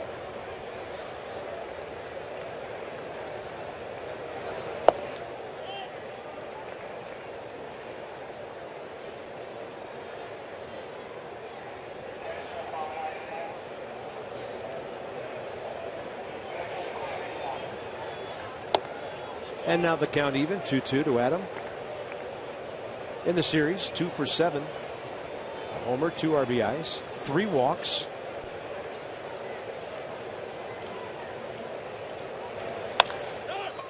And to the right side, Lucas Duda scoops it up and goes to the bag.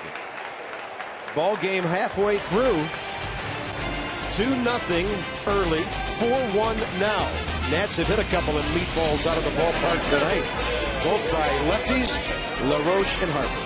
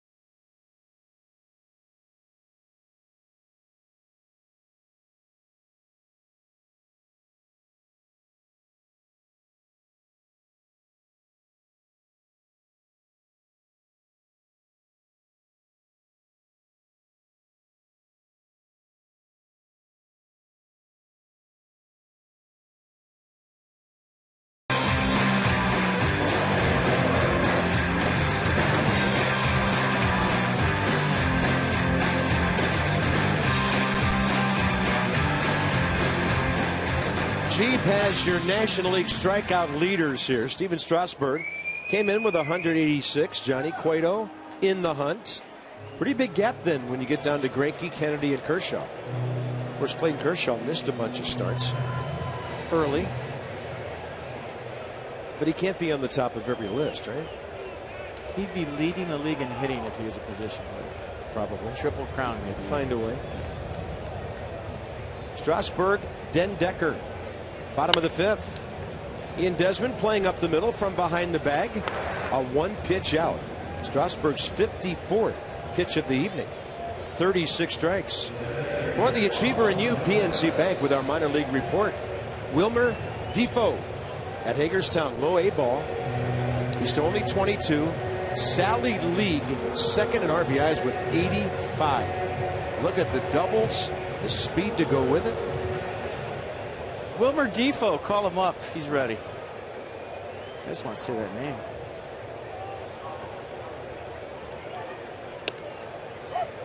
On the corner, Juan Lagares took it, strike one.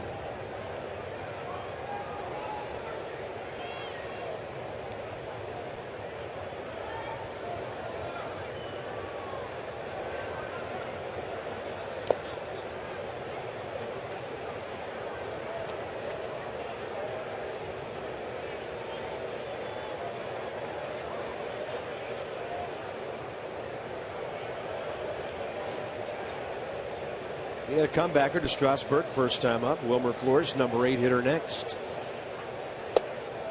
Dropped an 89 changeup on him. Head flying, bat out in front. Tough for a hitter to deal with. Great sink.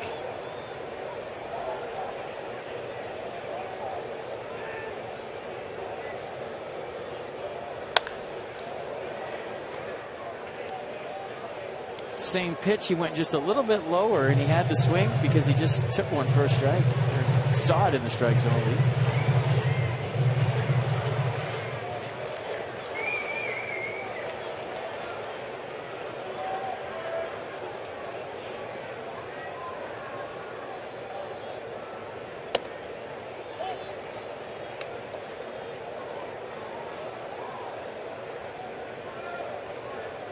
Juan Lagares in this series, 1 for 7. Hit by a pitch last night. It was the last batter Jordan Zimmerman faced before Storn and Clippard came in and were spectacular. It's a curveball that stays in, 3-2.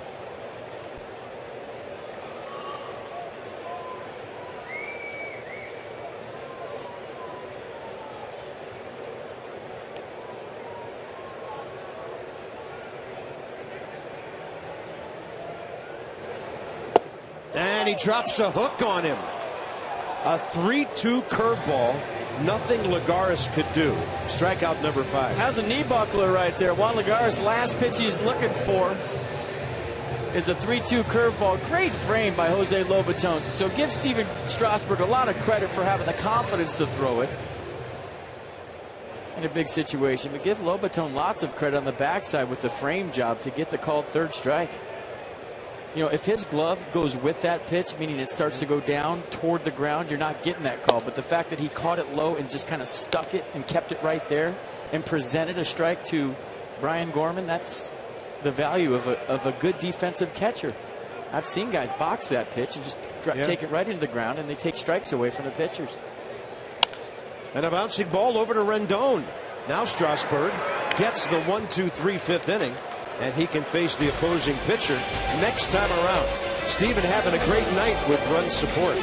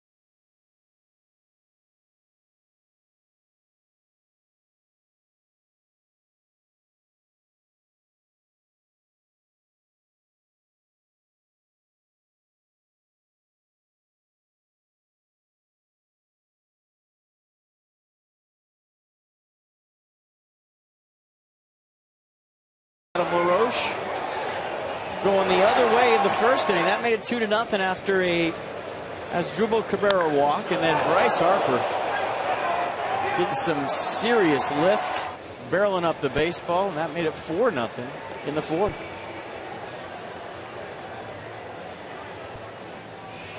Nationals, as we mentioned, 7 home runs in this series. 4 runs on only 3 hits.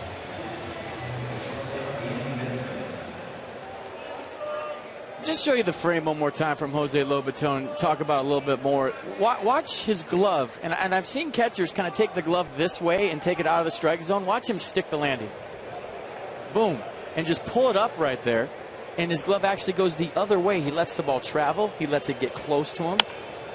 And took a ball and made it a strike. And Ian Desmond's on for the 3rd time tonight. Single in the first, leadoff walk in the 4th, and a base hit in the 6th. And there's Lobaton coming out on deck with Bryce Harper stepping in. So the middle of the order getting it done tonight. LaRoche 2 RBIs, Harper, that's the 4th spot, the 6th spot. And then in between, Desmond, the number 5 hitter, on base 3 times. So the thought process, you got home run to left in the series, a home run to right center, both on fastballs. They've tried you in, they've tried you away. So now, process of elimination, as a hitter, you think, okay, maybe I sit on something soft this at bat, make it be up. I've shown them I can hit the fastball in. I've shown them I can hit the fastball away. I've eliminated those 2 pitches in my mind. Then why would they throw them again? So now you start thinking about, okay, curveball maybe. Just, not the whole at bat, but just one pitch, pick it out and say, okay, I'm sit on something soft. We got 89. Well, he's done everything but hit one into the core of the apple in this series. And tonight the Nats making noise. LaRoche after the Cabrera homer 1st inning. Harper after the Desmond walk 4th inning.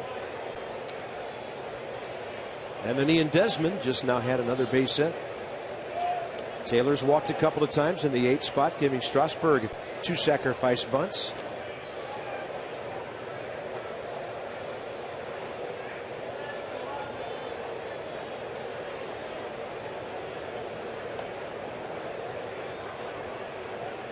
Bryce Harper, 48 career home runs with that blast last time up.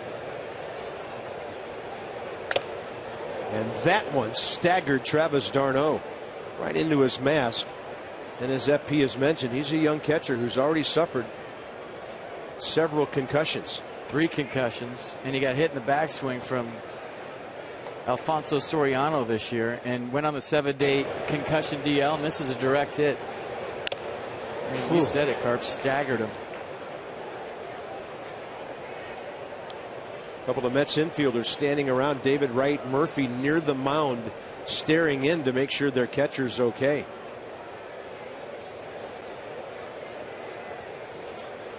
He was set up well off the plate. That was quite a redirect on that foul tip. Going out there again. Harper on the big curveball. Desmond standing into second base. So Ian Desmond is 14th of the year. 1 out. So Bryce Harper checking with d'Arnaud after the pitch to make sure he was okay. He's got a couple of huge jumps down there tonight. This one not quite as big as he had on the jump of the first inning. He had one of those LaRoche jumps where he got so far out there he didn't trust it, but he kept going anyways. Bryce ended up flying out, but that was another good jump by Ian. 6 more to go for 2020. Jose Lobaton robbed of a hit by Dendecker in left center last time up. Nationals would like to get that run back. The Mets scored in the 4th, get that 4-run lead back on the board. Lobaton's driven in 11 this year.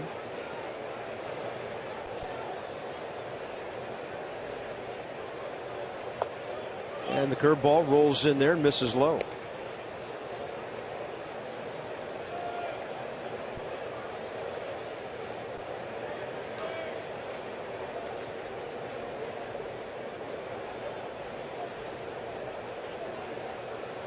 (4-1) Washington, top of the 6th.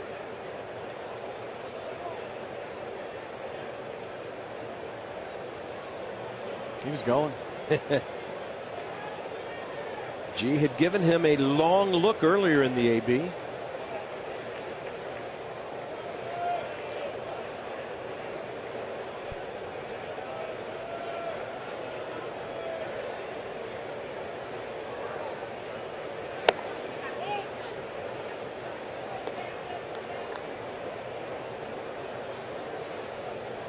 It's a big out for Dylan G. If he can retire Lobaton, then he has the option of walking Michael Taylor to get to Steven Strasburg with first base open. Big pitch right here.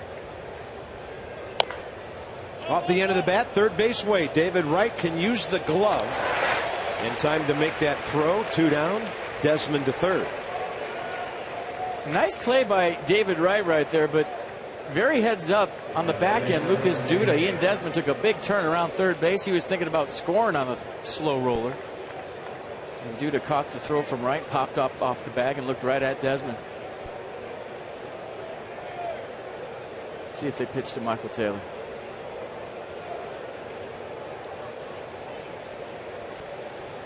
So far they are. Now we'll see how carefully. Oh my gosh, it got him in the helmet. Got his bat maybe. Or is it the bat? Yeah. Obviously he would have been staggered had that hit the helmet, right up past the helmet and into the barrel of the bat. You know what's strange about that? Last night Jordan Zimmerman had first base open and 2 outs, and he hit Juan Lagares right in the back with the first pitch. First base was open, and I wonder if that had anything to do with last night, because Dylan G has hit his spots with his fastball all night. That was right at Michael Taylor's head. He hasn't missed that bat all night.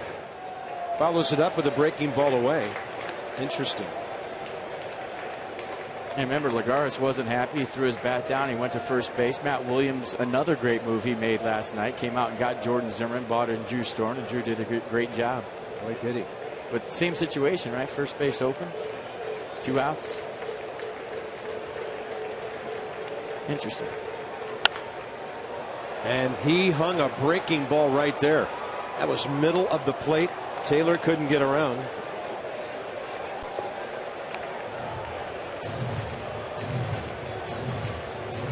And of course, a crazy pitch like that, a strike when it hits the bat. And the 0-2 count, scary moment.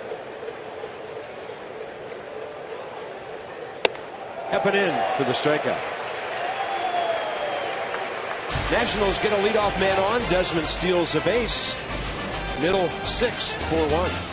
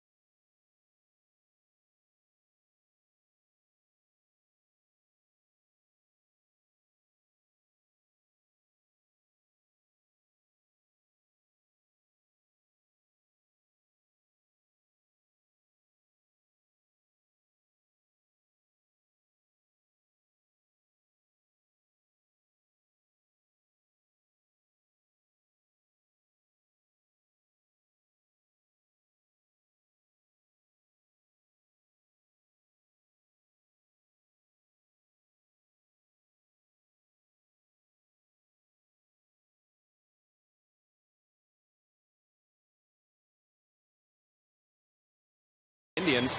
Well, back in 2008 when he was with Cleveland, Cabrera joined a very exclusive club.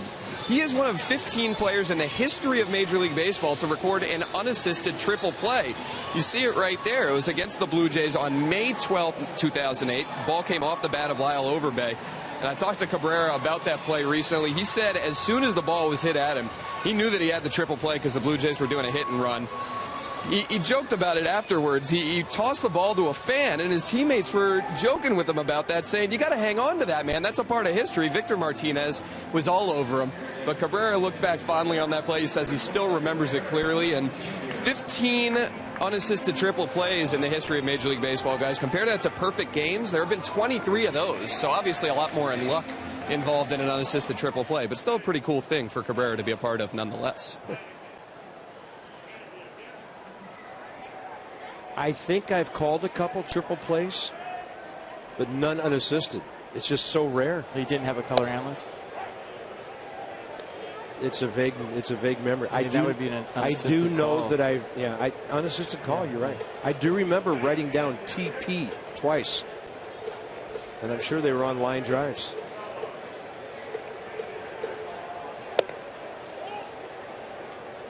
Three putouts on one play. I wouldn't know who to tag or where to step. I'd be all confused.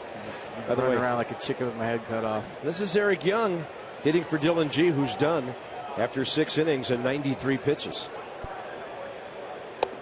Eric Young career against Steven Strasburg 0 for 2. Guy with great speed. He's in the top 10 of the league in stolen bases, but he's 0 for his last 8 and batting .223.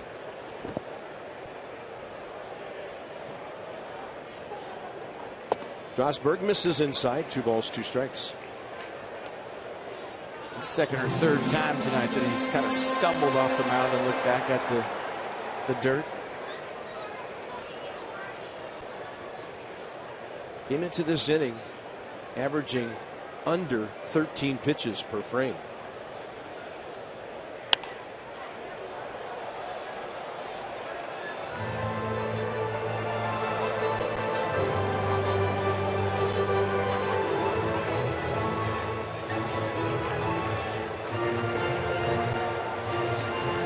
One unearned run, only 2 hits, 5 strikeouts.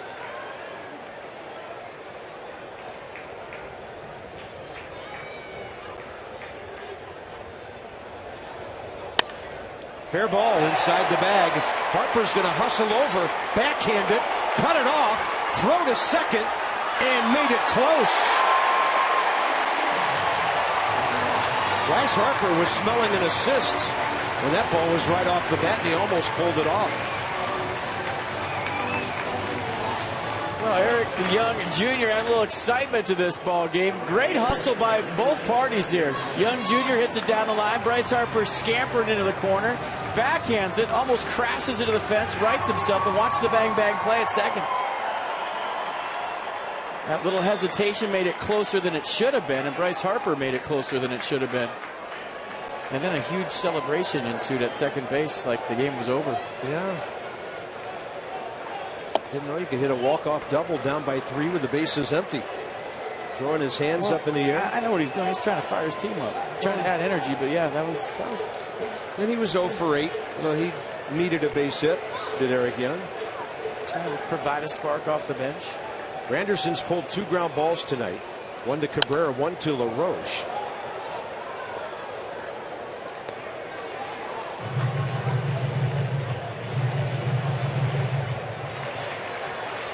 Counts 1-1.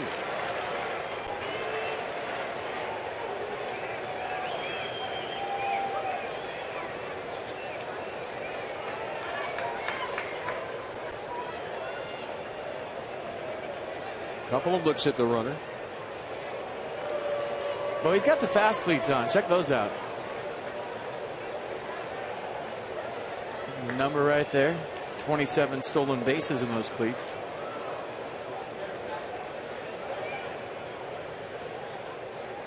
Yeah, 4th most in the league. But he's had a hard time getting to first. 1 ball, 2 strikes. Strasburg with 95. Upstairs to Granderson, who has put on some big power numbers in the American League. 43 homers for the Yankees as recently as 2 years ago, 41 the year before that.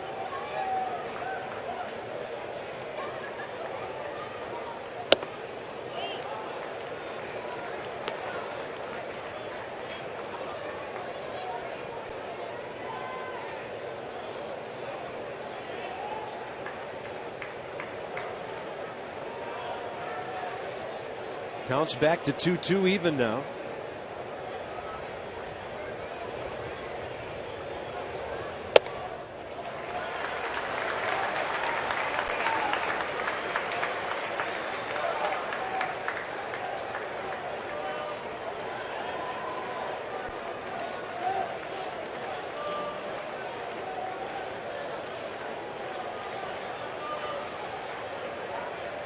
Big pitch.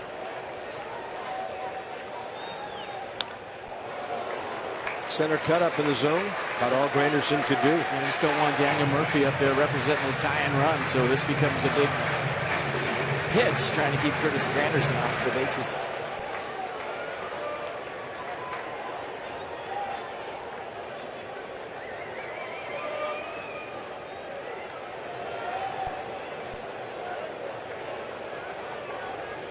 Not even close with a curveball. 2 on, nobody out. First walk of the night. Had to get a little tired. Decided to go 3-2 curveball to Curtis Granderson right there. Nobody says anything if it works. David Wright, a base hit in the first. Murphy leading off the fourth. Base hit. Went to second on the Desmond throwing error. Stole third. Scored on the sac fly by Duda. The extent of the Mets scoring so far.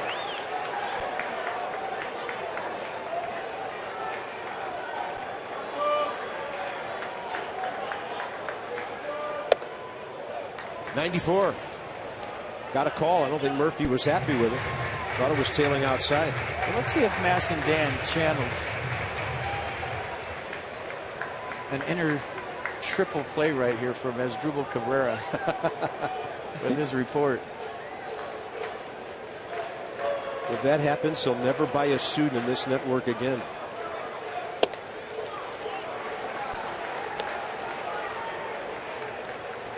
One. 77 pitches, 49 strikes. Looking for a ground ball.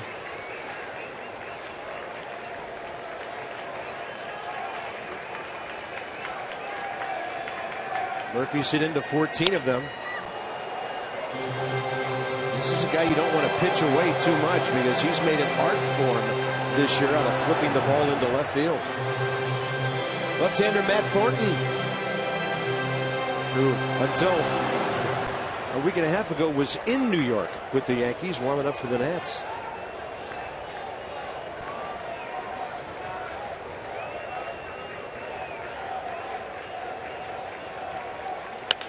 Curveball, double play ball. Tailor-made. Desmond turns the 4-6-3. Eric Young to third base, 2 big outs. Oh, nice execution, nice pitch down the zone. Got Murphy to roll over. Good feed by Cabrera. So not a triple play, but Steven Strasburg will definitely take the double play. Had a curveball up, and Daniel Murphy tried to do too much. His eyes lit up. He saw the hanger, but it didn't come down. Good feed, good turn. Thanks for coming. David Wright now. This would be a huge run for the Mets. So Strasburg has to go to work. Wright, first pitch, first inning, base it up the middle. Remember last time, Steven established the fastball off the plate in and then struck him out with an outer half fastball.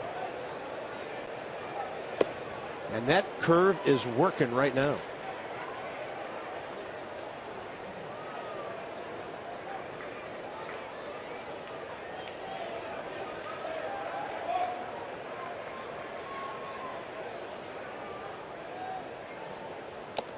Had him reaching. 96. I remember that's a pitch he struck him out on last time. He showed him a fastball in. And it looks like David Wright still might have that fastball in on his mind. Getting back to why you do it early in the game and not late.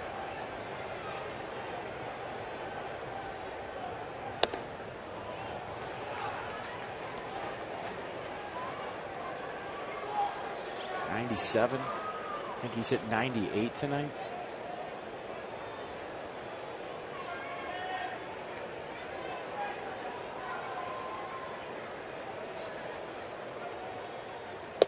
And the other number he hits is 19. That's how many times he's gone at least 6 innings this year. Strasburg using the strikeout. 192 on the year, 5 short of his career high.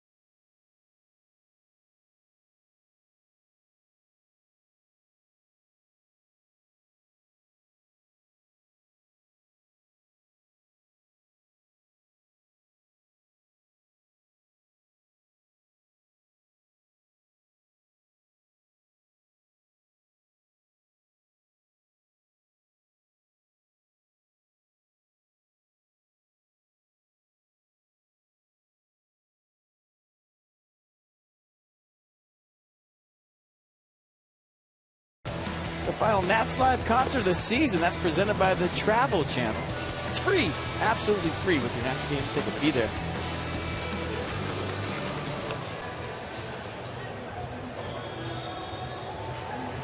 Left-hander Josh Edgin for the Mets, and he will make his 37th appearance. Guy featuring a 1.64 ERA. We have 2 lefties, Edgin and Dana Eveland. Strasburg will lead off. Top of the order, top 7. Numbers good all the way across the board. Righties, lefties.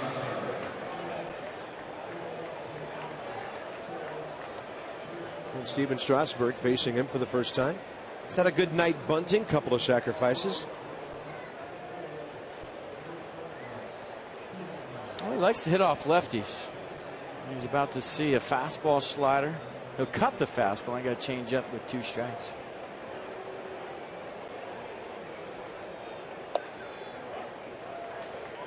Pretty strong job by Strasburg of getting the double play ball and then the killer curve that got David Wright. 84 pitches through 6. Stevens gone at least 7 innings 11 times this year. His longest outing 7 2/3. A ways to go for that. But the pitch count reasonable here. Hits the ball pretty well the other way. It'll send Granderson over to the line for the first out. Top 7.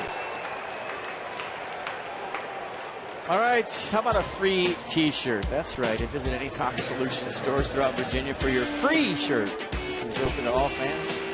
You don't need to be a Cox customer. Visit Cox.com for your nearest store while supplies last. You wear your free shirt to the Freedom Fireworks and then see a free post-game concert too. Yeah. Everything's free. It's all free. That hat's free. Tickets tonight probably free.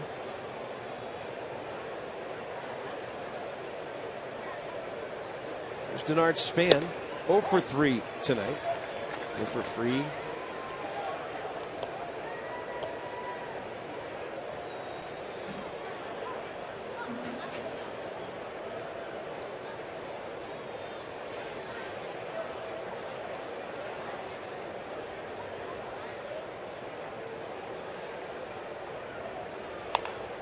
And that right off the end of the bat, and the count's 0-2 here in the 7th. Nats have 1 hit since the Harper home run in the 4th.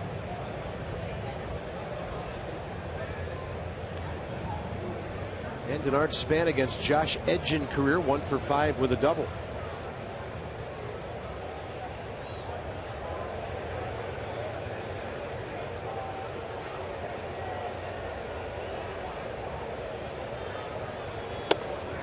And that ball frisbees up and away, 1-2. Left-handers are 9 for 54 against him this year.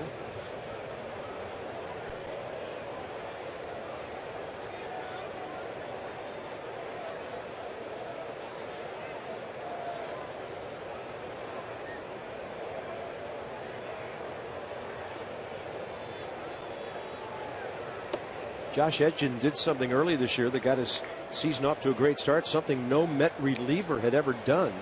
He retired his first 23 first batters in different appearances. Always important to get that first guy.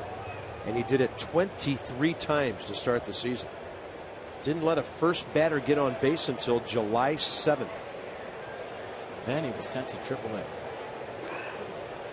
2-2. And Span can't reach the breaking ball in the dirt.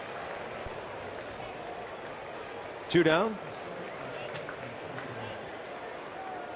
9 o'clock in New York. At this time tomorrow night, the Nats will be well into the first game of their homestand against the Pittsburgh Pirates. Bob FP and Dan, 6th game of this road trip, and the Nationals are trying to go home 4-2 on this tour through Atlanta and New York.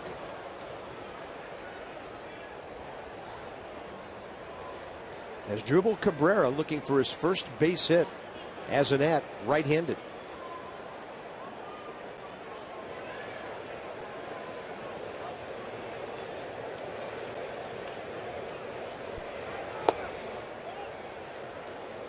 And career facing Josh Edgin for the first time. This becomes a big game for a lot of reasons. What you just said about having a 4-2 road trip, increasing the lead against the Braves to 6 games, and Miami behind right now 4-2 in the 6th. You could increase that lead to 8 games. And now you're starting to distance yourself from the pack a little bit. I think the biggest lead the Nats had in 2012 was 8.5 games in early September. Nat agrees. I mean, why wouldn't he? 2-0. Cabrera trying to reach in front of Rendon.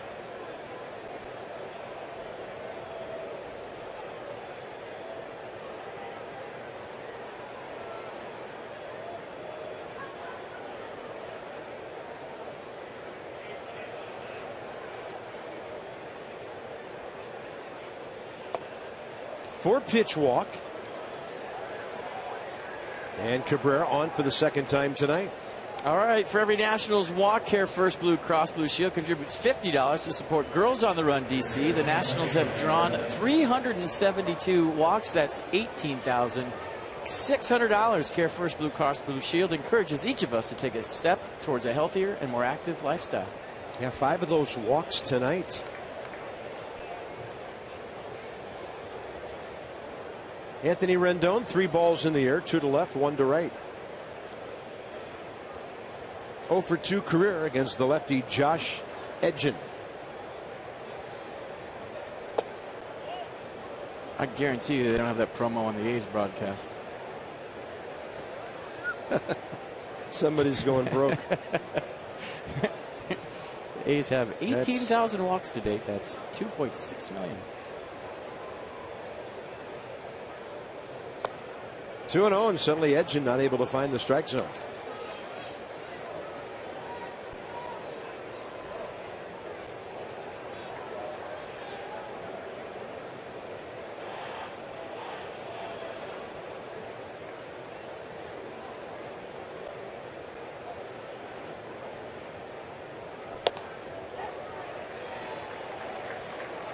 Saw a list today of the teams that strike out the most in baseball. And the Atlanta Braves, 4th most, are the only team anywhere near being in a pennant race. Miami, sort of on the fringe, but it's Houston, Cubs, White Sox, Phillies, Mets, Twins, Red Sox. The 9 teams in the league, in the major leagues, that strike out the most. And lack of contact does not translate into winning ball games. No, I mean, you give yourself a chance if you put the ball in play. You put pressure on the defense. You make them make the play. If you consistently strike out as a ball club, you're making it easy on everybody. Rendon, base hit, left side. Got over the top of that thing. It really scooted through the infield. And Anthony has a 6-game hitting streak He keeps getting 1 hit per night. That'll get Adam LaRoche in there for a lefty-lefty matchup. Well, he deserved that one, I guess you could say. 2 lineouts to left field, 2 bolts right at Matt Dendecker. Now he gets a little ground ball through the left side. Does a nice job of staying on that one. So something to show for the night for Anthony Rendon. 1 for 4, and he should be smiling. Adam LaRoche 1 for 3 with a 2-run homer. And he's 1 for 5 career against Edgin. Even though it's a lefty-lefty matchup, they put the pull shift on just as much as they would against a right-handed pitcher.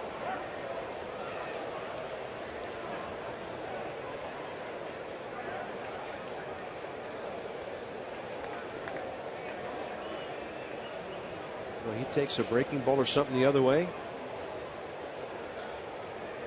Could be a big inning.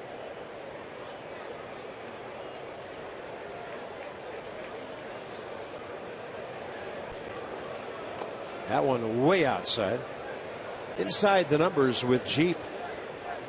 Guys who killed the Mets. Just looking at Bryce Harper's numbers, he has a career homer against this lefty. And Adam LaRoche, the ultimate home run hitter by a visitor in this ballpark since it opened. And Bryce has added 2 more homers to his ledger in this series. Should have put Mr. Met Killers on there. And Bryce has his most career home runs against the Mets. Josh Edgin got the first 2 hitters pretty quickly. Strasburg the fly ball, Span the strikeout. There he is.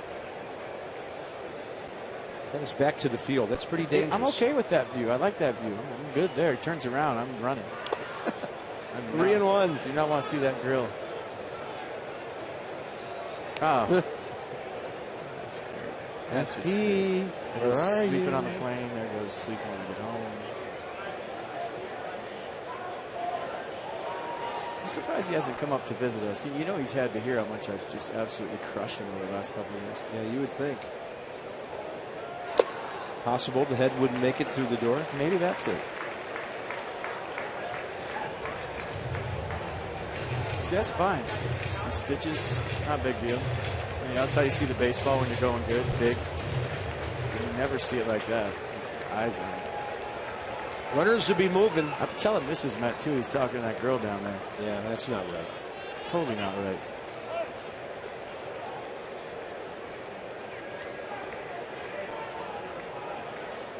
Is Mrs. Met out of town? Might be getting restitched.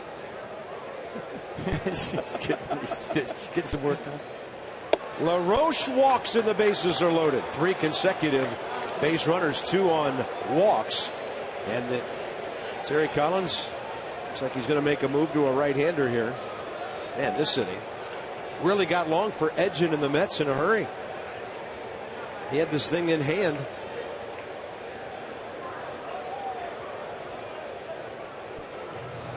Josh Edgin gives up the baseball. This call to the bullpen package by the UPS store.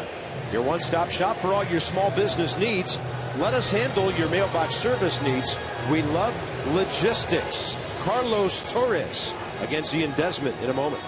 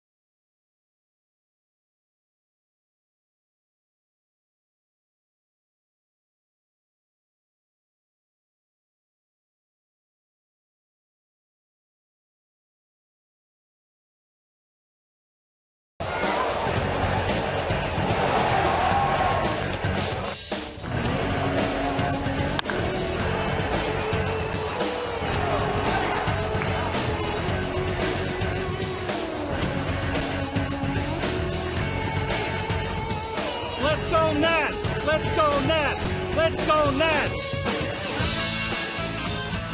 Well said, sir. Well said, sir. Well said, sir. Ian Desmond was struck out by Carlos Torres Tuesday night. Torres later would give up a 2-run homer to Michael Taylor. A fastball 91. He'll cut the fastball at 89. Curveball changeup to go with it. Lots of cutters, 50% of the time. Desmond career 2 for 7 against him. Ian has a perfect night going. He's been amazing with the bases loaded. That's a breaking ball in there. And patient tonight too. 7 for 9 this year. Is that good? 15 batted in. Yeah, it's good.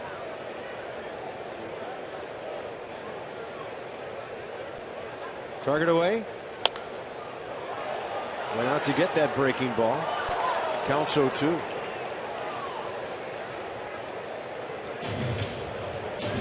A chance to put this one on ice with a base hit.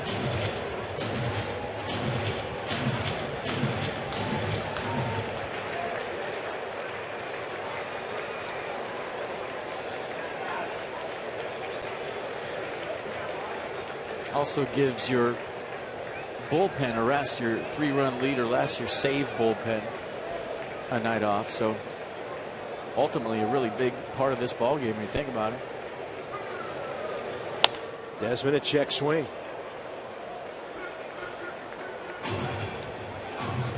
Throughout his career, he's hitting .439 with the bases loaded, 25 for 57.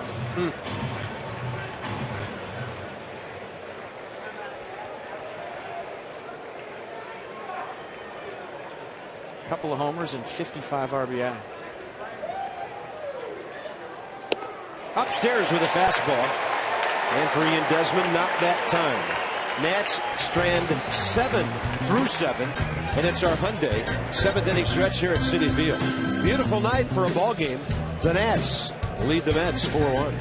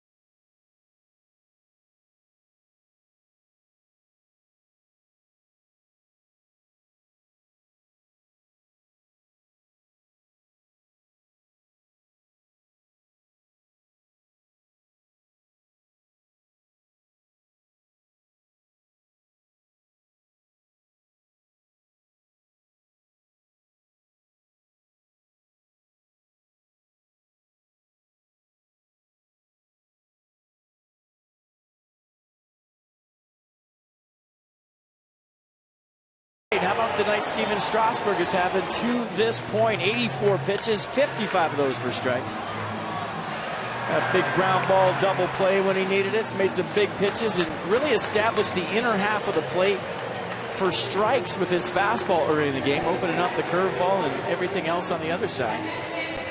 But so far, so good for Steven Strasburg. 6 strikeouts, just 1 walk, and he has been sharp all night. Yeah, there's his line across the bottom. 84 pitches, 55 strikes. The huge double play ball in the 6th. Lucas Duda, bottom 7. Shift is on, strike 1. Nets play him like the Mets play LaRoche. Except the shortstop stays home, and that's Rendon up the middle. Cabrera in the bullpen. Seems that way. Yeah, he's out there. He's right in line in front of Michael Taylor. Yeah. Rendon's got the stronger arm. You think he might be the one that deep. That's still a long ways from where Anthony's standing, too.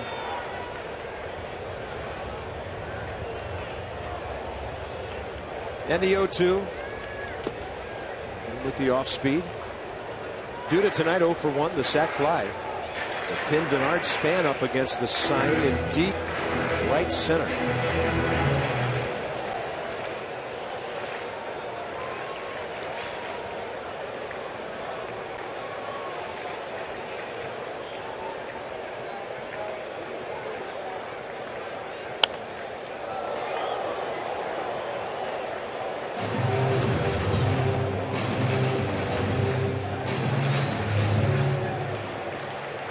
Season high 114.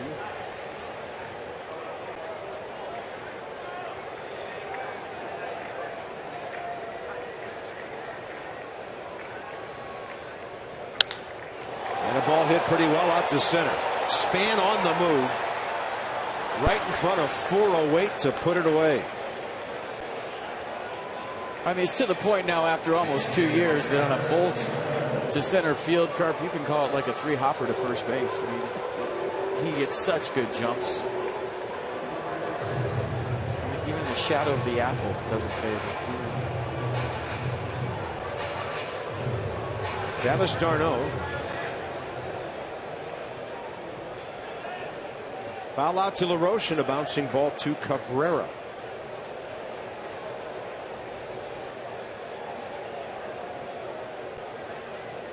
Second baseman hasn't played, shaded up the middle here. You know what, Carver? I watched Denard every pitch. It can be 3-0 to the pitcher in his ready position. I mean, for you kids at home, it's as good as you get. Every pitch is like this, and he gets down to crouch. He's on his toes, and he's anticipating the ball. Yeah, we'll show you as long as we can, but we have to get to the pitch. But you know, I've seen him do this with a pitcher hitting and 3 balls on him, where you know the pitcher's not swinging, but every single pitch, routine. He gets in that good athletic position, knees bent, weight on the balls of his feet, and he's anticipating the baseball just like that every pitch. Well, and you've talked about his work during batting practice. And nearly the same thing there, so that those habits turn into great game habits. And it's not to slight anybody else out there. They're all in a good ready position too, but Denard, for me, if you want like the most technically sound, I've seen outfielders practicing their swing out there, thinking about their last at bat. Not Denard. He's into every single pitch, on his toes, ready for action. That's why he gets to everything. 3-1.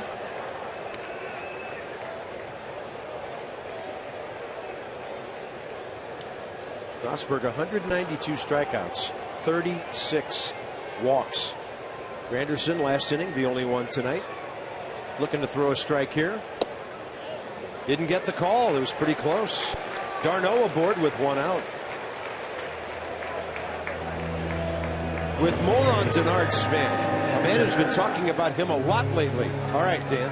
Hard not to, Bob, given all that he's been doing to help this ball club. It's interesting. You talk about maybe the kind of overlooked aspects of Denard's game, and I was talking with Tony Tarasco earlier on this season, who kind of coordinates the outfielders, and he said one thing that he really appreciates is that you never see Span not know where to throw the ball. If there's a ball to the gap, there's a runner on base, he always throws to the right bag. He never misses a cutoff man. That's something that a lot of times you see, even from talented outfielders, they'll make a mistake. They'll throw to the wrong bag. They'll throw behind a runner. They'll miss a cutoff guy.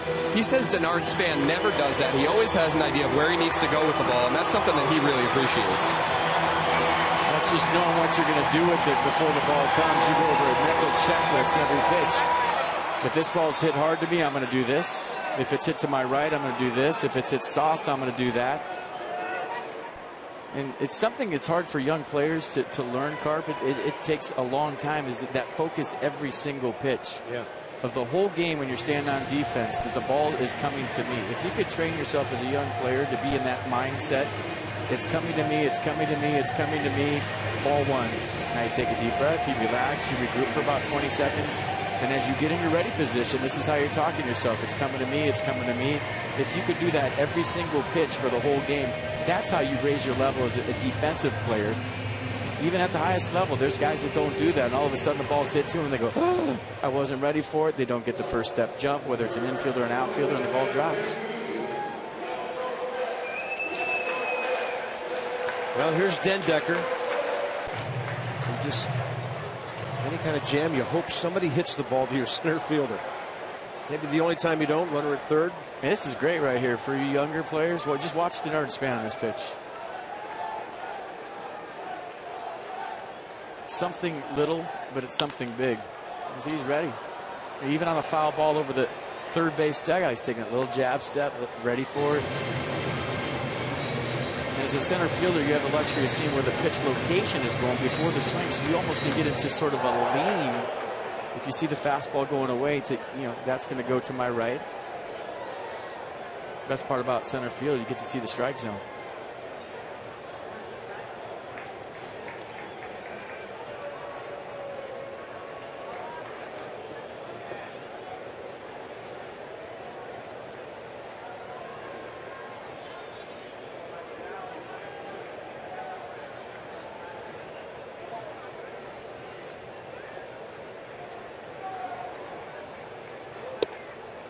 Steven with 93 gets the inside edge.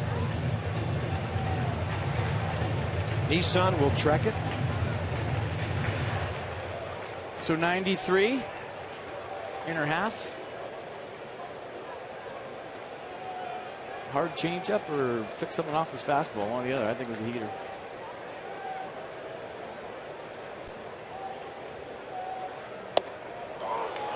With 81 right in there. Boy, a situation where you want your batter swinging the bat, and Dendecker strikes out for the second time tonight. Well, 3-pitch, get your glove right here. Fastball to the big curveball. Dendecker caught guessing. Nice pitch by Steven Strasburg once again. Focused is the word that comes to mind on his outing so far. Trying to go 7 for the 12th time this year. Juan Lagares standing in the way.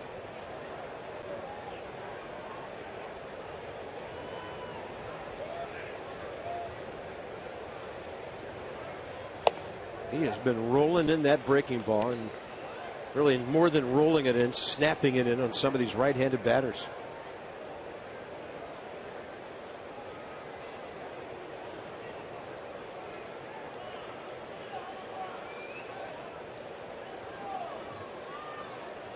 Juan Lagares has bounced back to the pitcher and been called out on strikes.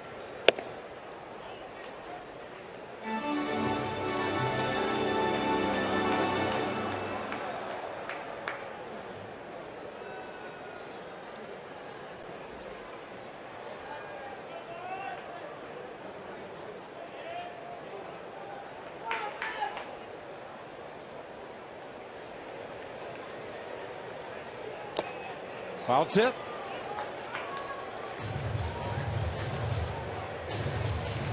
At certain times tonight, Steven Strasburg has had swing and tip stuff. I've seen a lot of foul tips right into the middle below baton. This is interesting. He has struck out one batter in every inning tonight.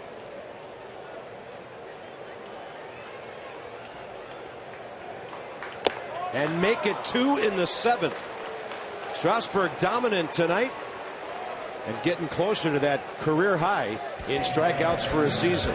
Pitching brilliantly, and the Nats on top into the 8th by 3.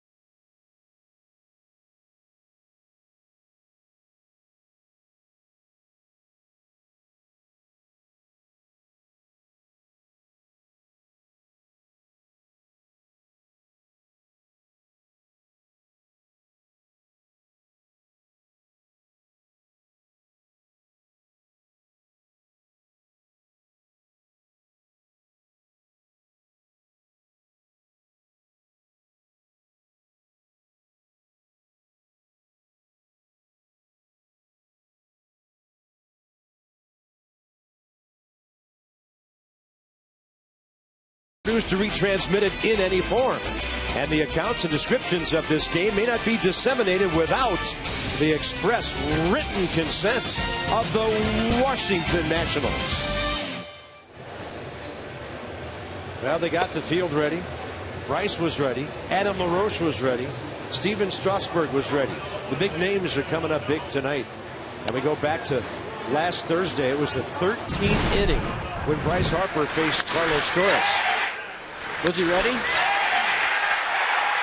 Absolutely. Ready to get on the plane and head to Atlanta.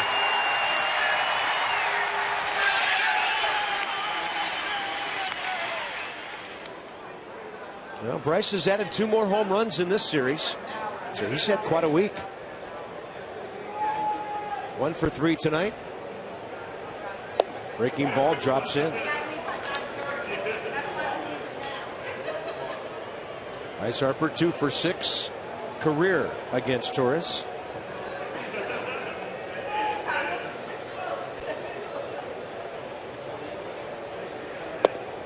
Late swing and another breaking ball.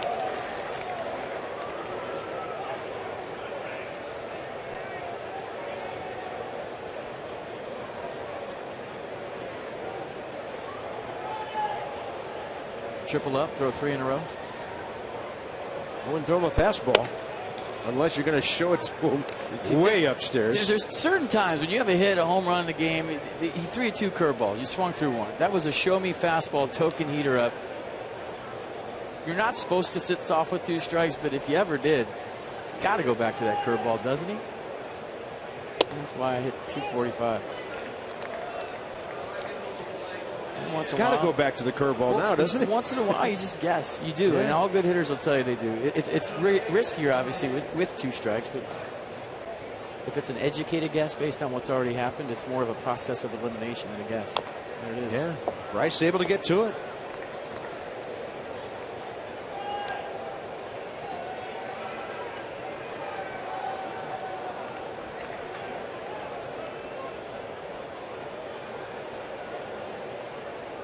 Top of the 8th. 4-5-1 Nats. 1-3-0 Mets. And Harper, tough breaking ball, couldn't get it. 2 Ks in a row for Torres. All right, I promised you earlier in the game. Here's your AT&T fan photo. And that's the latest promo from the Nats. First 15,000 kids eat their finger for free. Right there. How cute is that? Is that the winner? That's the leader in the clubhouse this year. Look at right those there. eyes. Unbelievable. Good stuff, guys. Jose Lobaton, 0 for 3 tonight. But he has guided Steven Strasburg through 101 pitches in 7 innings. And done a great job calling this one.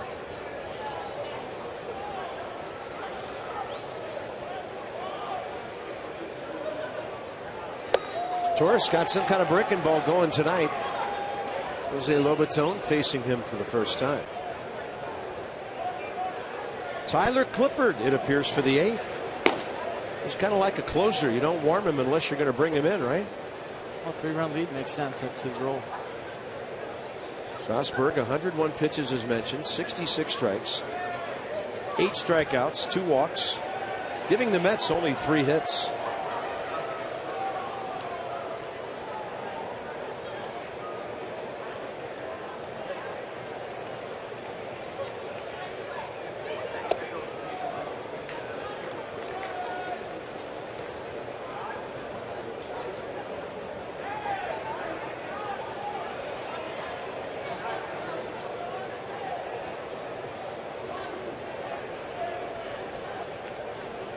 Two with 1 out. Trying to get that back door with the breaking ball.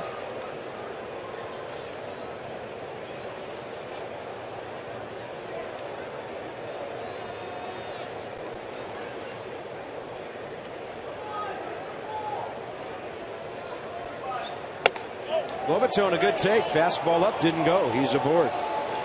The Nats received their 7th walk of the night. So 6 Potomac Nationals from last year's squad made it to the major leagues this year. So when we say future stars of the Nationals, some of them involved in trades with other ball clubs. 13 Harrisburg Senators playing in the big leagues from last year's squad. So go down to the Fitz. Check it out. So does that put all of those guys in the Potomac Hall of Fame? Oh, kidding me? You get within like 30 feet of the stadium. Well, I figured if we ever have an off night and they're playing, we go down there just to watch a game. We're in. We are in. Absolutely. Even think about the Peanuts in the Hall of Fame. In the Hall.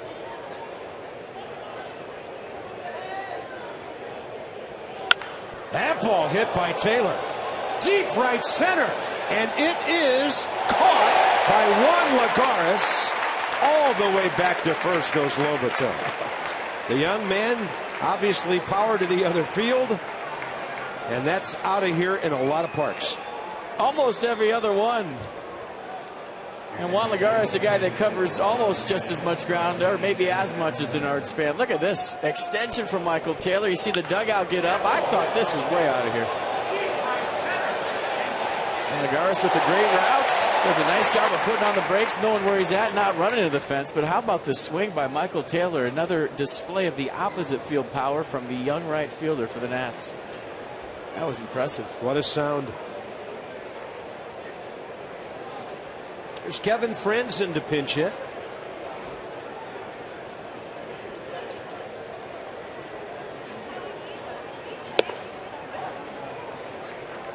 Kevin Franzen against Carlos Torres. 3 for 7. A double, a home run.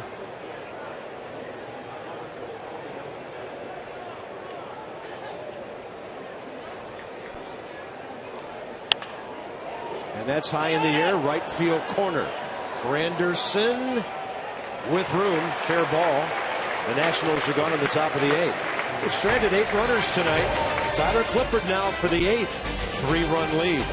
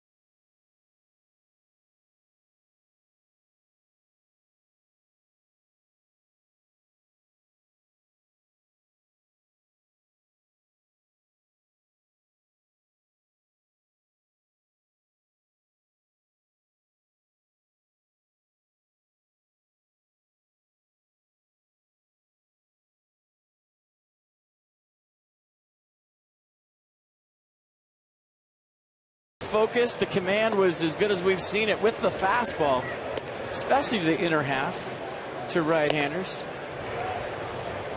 Everything down the zone, jumping out of his hand. I think he hit 98 once, sat around 95, touched a bunch of 97s with the curveball. The out pitch. I'll tell you what, if he keeps throwing inside 4 strikes to whoever, it just gives him a different mound presence.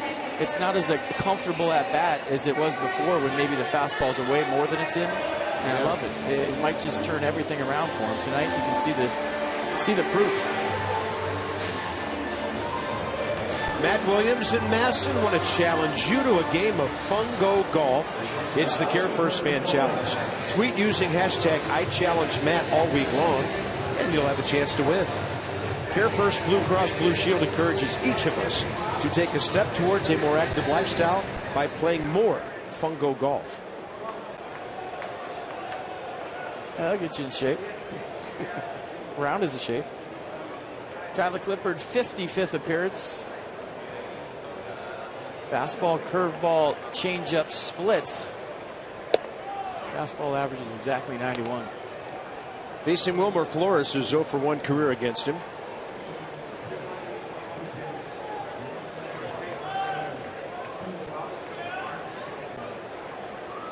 Kirk Neuenhuis is on deck here in the 8th. Pitcher spot next. And Clippard, what else is new? Ahead, then he gets 91 for 0-2.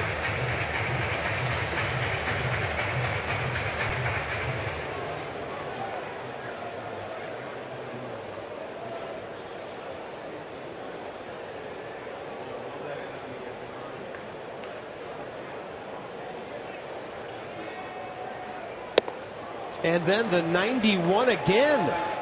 Tyler Clippard. That's the 9th strikeout by the Nats staff tonight. And no real reason to go to anything else, right? Wilmer Flores laid on your fastball, obviously not picking him up.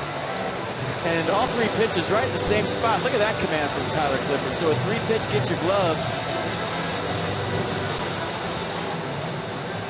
And they were all right there within a couple inches of each other. Kirk Neuenhuis facing Tyler Clippard for the first time. He's been a good pinch hitter for the Mets. 7 for 20, pair of RBIs.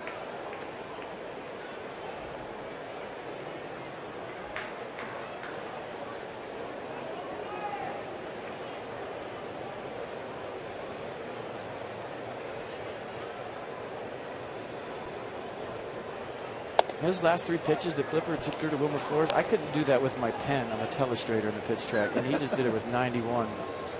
That's impressive. It is. 506 relief strikeouts since June of '09 when he became a reliever, and that's the most of any major league relief pitcher over that time. How good does Jonathan Albaladeo to the Yankees for Tyler Clippard look now?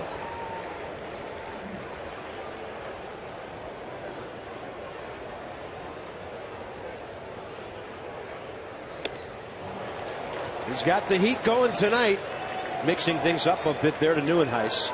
2 outs.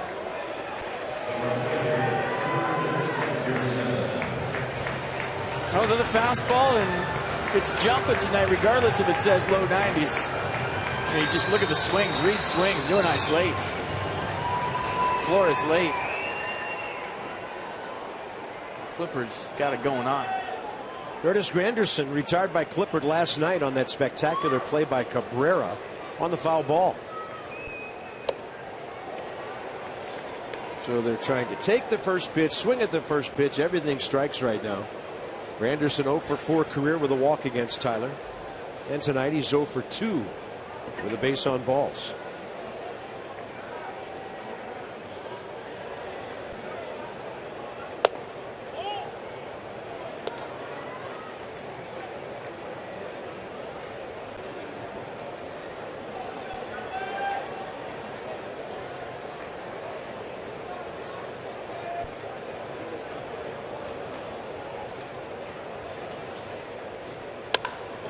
Anderson gets around on one.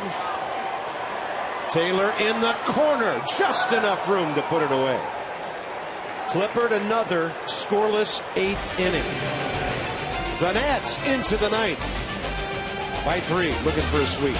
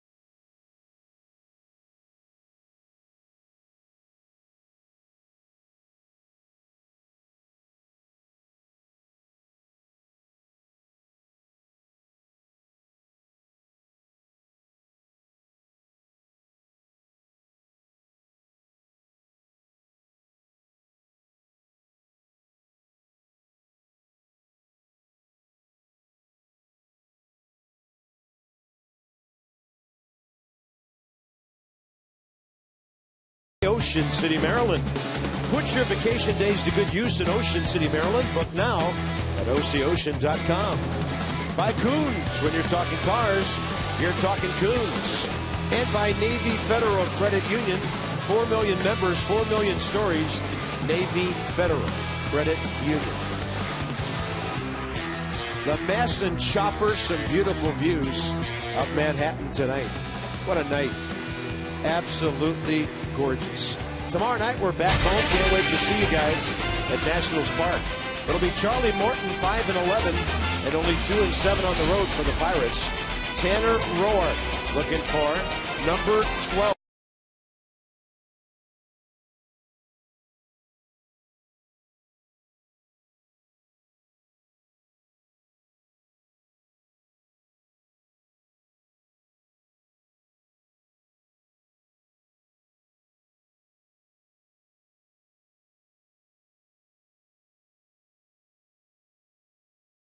And a change up too. Denard Span leads off top 9. Sure, Matt Williams would like a few more add-ons here. Yeah, a little too much drama. 9th inning last night. Match led by 2, won by 1 tonight. It'll be a lead of at least 3.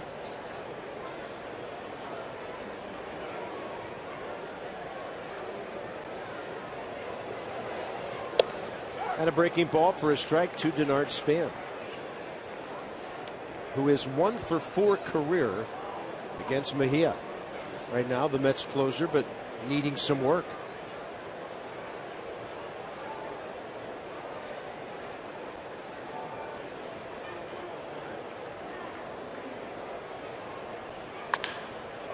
And out to second base, waiting for it, Murphy. All right, tomorrow on the Mid-Atlantic Sports Report, Mel Anthony takes a look back at the career of Commissioner Bud Selig. Find out what Bud says is his biggest challenge and what he plans to do after he retires. That's tomorrow from 5 to 6:30. Yeah, Rob Manfred from Reports will be the new Commissioner of Baseball, taking over for Alan Bud Selig.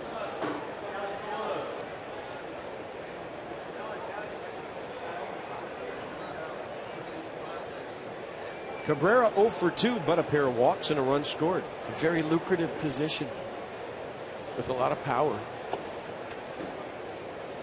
$12 to $15 million a year the commissioner makes.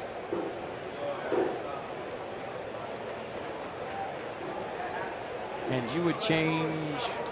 First thing I would do would be to start over on the catcher home plate blocking rule. Well said.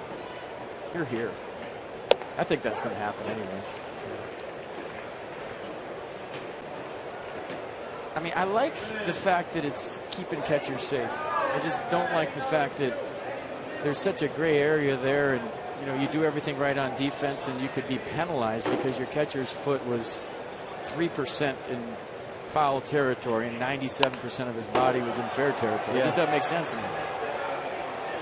It's just what happens when you start tinkering with a game that's been, in my mind, perfect. You try to reinvent the wheel, it's not really necessary. I know it's about safety, but the second thing I would do, they got the padding on. Second thing I would do on July 31st, when the 4 o'clock trading deadline comes, all night games. None of this pulling guys out of games at 3, 4 o'clock in the afternoon because they just got traded. It should be one day every year on that day when there's nothing going on the field during the end of the trading deadline. That was a little bizarre a couple of times this season. 2 outs, Mejia showing why he can get some things done in the 9th inning. He's 17 for 20 as a Mets closer, and this is a 24-year-old kid who had 0 major league saves prior to this season. Anthony Rendon 1 for 4, extending his hitting streak to 6 games.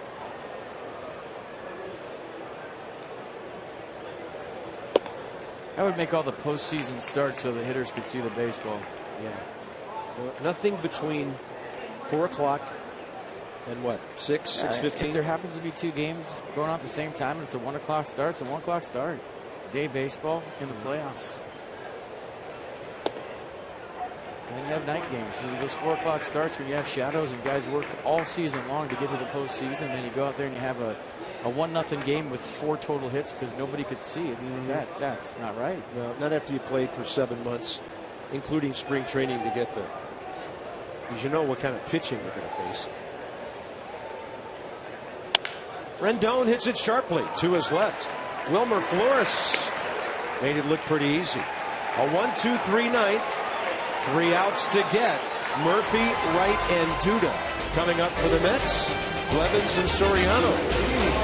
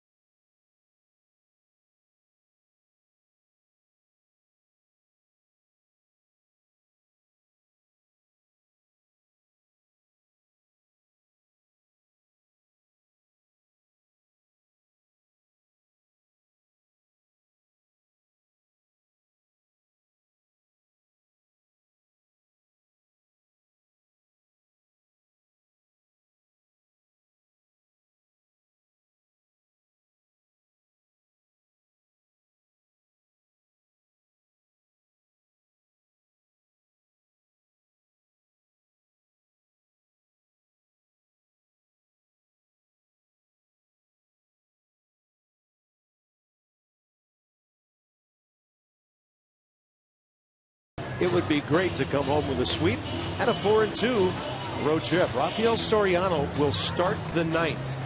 We noticed that when the last out was made, Jerry Blevins didn't necessarily sit down.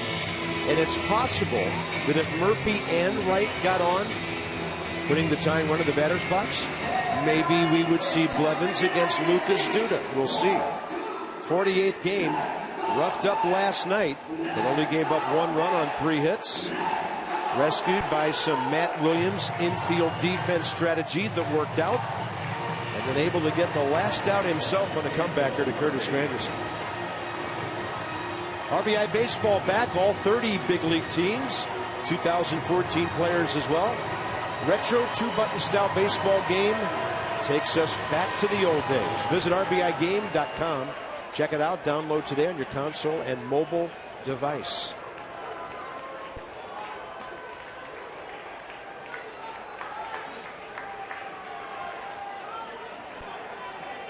Murphy against Soriano, career 2 for 12. Strike 1. Yeah, last night Soriano's fastball was up and out over the plate. The Mets took advantage, see if he could make the adjustments. I think best thing for him, get right back up on the mound today. Yeah. He got the job done. It was just a little bit gnarly.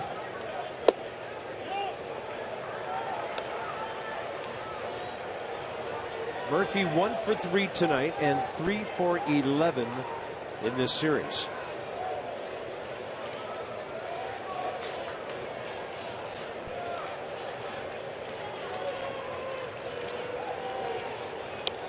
There's that slider, a good one.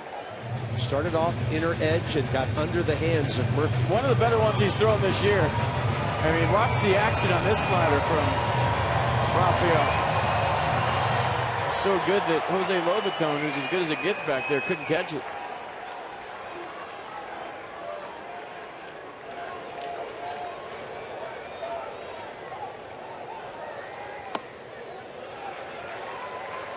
Counts even, 2-2.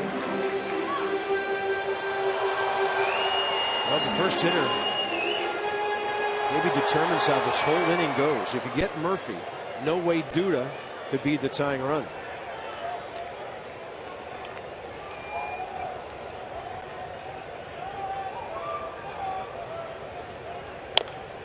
Another slider.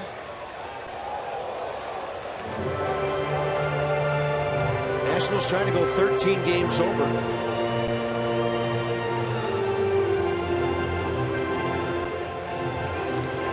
Five and a half up on the Braves right now, beaten by the Dodgers 6-4 today. They lost 3 out of 4 in that series, and they have the A's coming in tomorrow. Oakland will be in a bad mood, just lost 2 out of 3 in Kansas City. 2-2. Murphy will chase that slider in the dirt, and I think Rafael was trying to bounce it last time. Murphy fouled it off. You saw him chase the curveball from Strasburg. His first time up for a strikeout.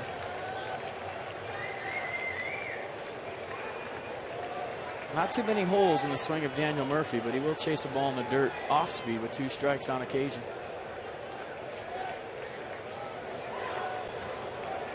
He goes with the slider, and Murphy can't keep it fair.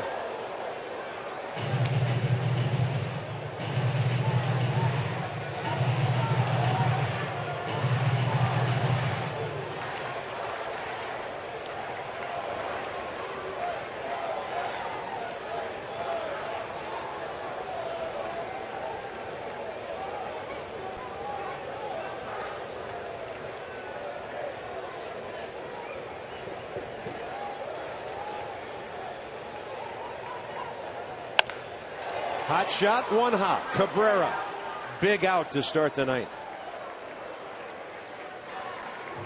Oh, good execution of the game plan. Got it in on him a little bit. Good first out. We'll be on tomorrow night, 7 o'clock. Charlie Morton, 5-11. Tanner Roark, 11-7. Nats owe the Pirates a couple. They beat the Nationals 3 out of 4. At PNC Park a couple of months ago. Nats had to win the final game of that series to salvage one. Here's David Wright. Base it up the middle, 1 for 3. Well, I love when Tanner pitches on a Friday night or a Saturday night, because the pictures I get from Wilmington, Illinois on my Twitter are just fantastic. You know, work nights, it's still pretty good, but on a Friday or Saturday, Corner tap is rocking. David Wright, 1 for 8 career against Soriano.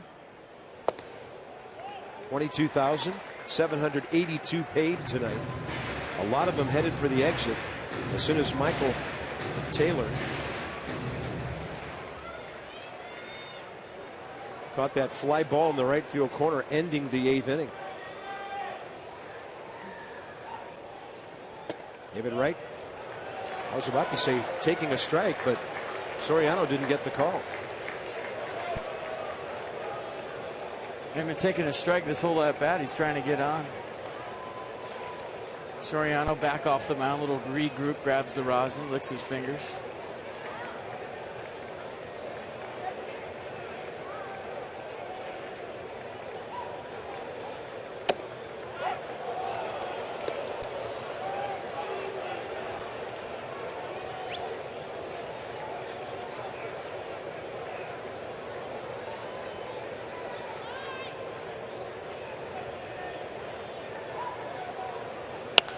Off the end of the bat and out of play. Really, with a 3-run save, when you come in a clean inning, the only thing that hurts you is walks. When guys get a hit here, hit there, it's okay.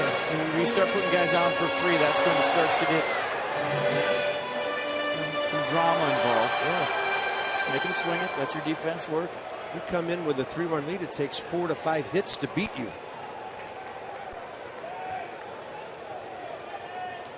And a 3-2 with 1 out. That's a good cutter. Down, away, good location. And David Wright had to be hacking. He got affirmation there from Brian Gorman on the strike. It would have been.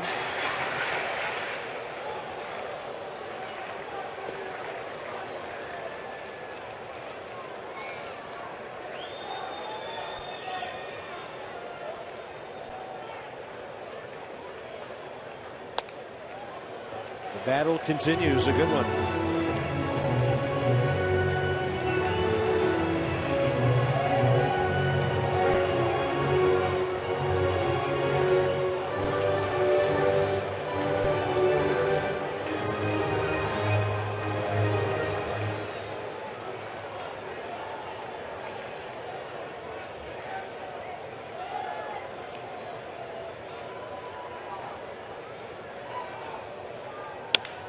David Wright right off the end of the bat. Soriano had him reaching. Ian Desmond, 2 outs. And slowed his bat down right there with 85. Threw a couple of nice cutters on the black down away at 91. Took a little off that. Good pitch.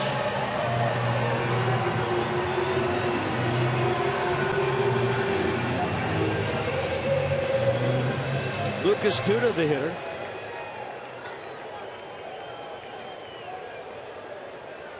He is 2 for 4 career against Soriano with a double.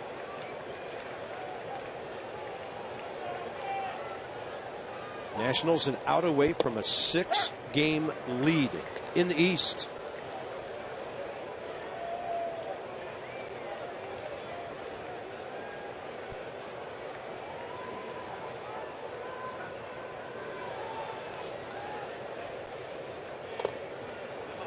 That hit him right there?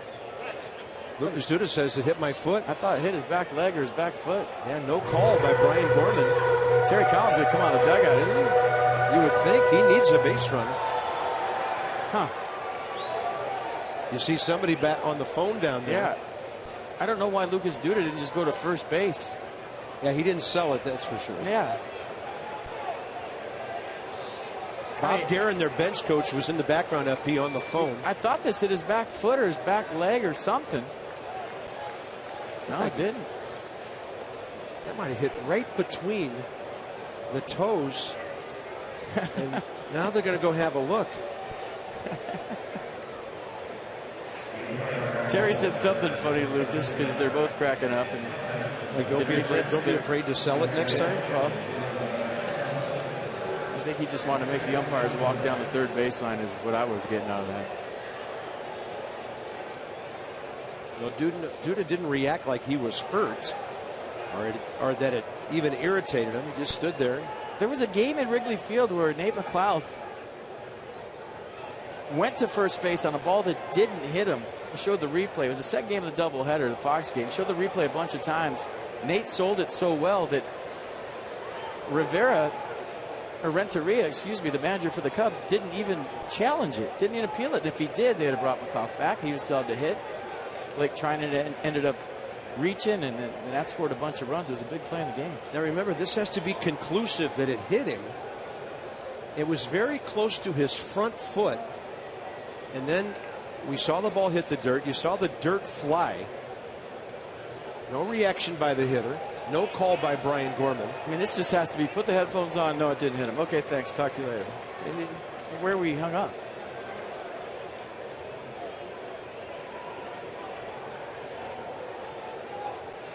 Maybe as replay evolves, you can even have a cell phone on your hip and text message the umpire from the home box office. The ball definitely got redirected when it got down there. You know, breaking balls do have some reverse spin on them and come back. This is taking way too long. I'm sorry. I'm not the most patient cat in the world, but this is taking way too long.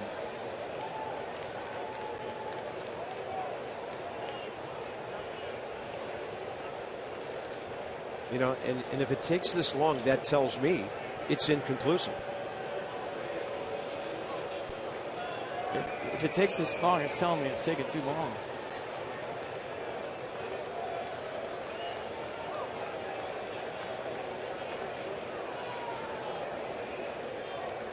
They probably just told each other the same thing.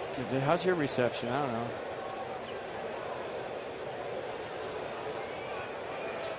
This is unbelievable. I'm sorry. Tony Randazzo, by the way, on your right. Brian Gorman, crew chief. Home plate umpire on your left. There's players squatting on the field. There's guys with their hands on their knees. And they just told them what we thought. It's ball one.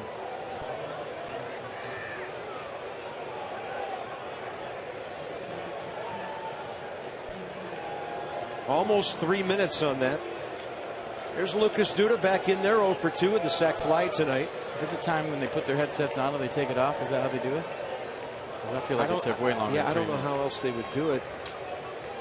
You get them when they cross the lines, when they start running in. 1 ball, 1 strike. Fastball up.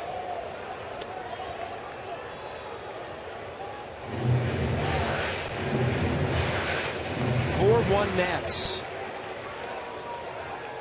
1 out away from a level they haven't been to this year. And Soriano, kind of a backup slider that stayed up and away.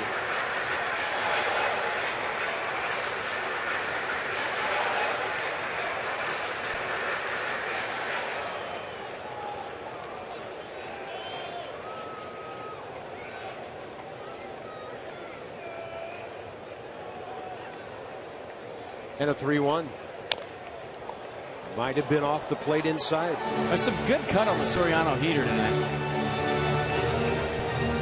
Oftentimes on television, you can't really see the cut on a fastball. It's so subtle and so late, but you could really see it tonight. It's moving a lot.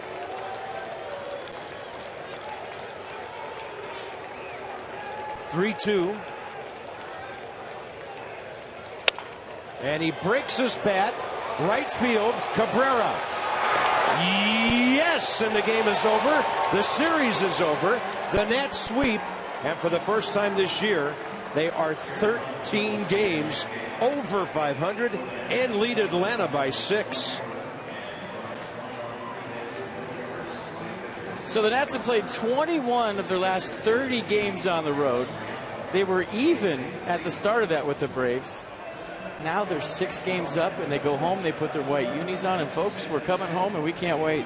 Yeah, coming home for a week and a half are the Nationals, who are 66-53, 2 over, now 3 over on the road, 10 over coming home tomorrow night. That's FP. I'm Bob, and for Dan, the Nats take it 4-1. They sweep the series, and it's a 4-2 road trip. Tomorrow night, Tanner Roark against the battling Buccos. We'll get you going at 6:30 with Nats Extra. This has been a massive presentation. Johnny and Ray straight ahead, and from Citi Field in New York, see you later.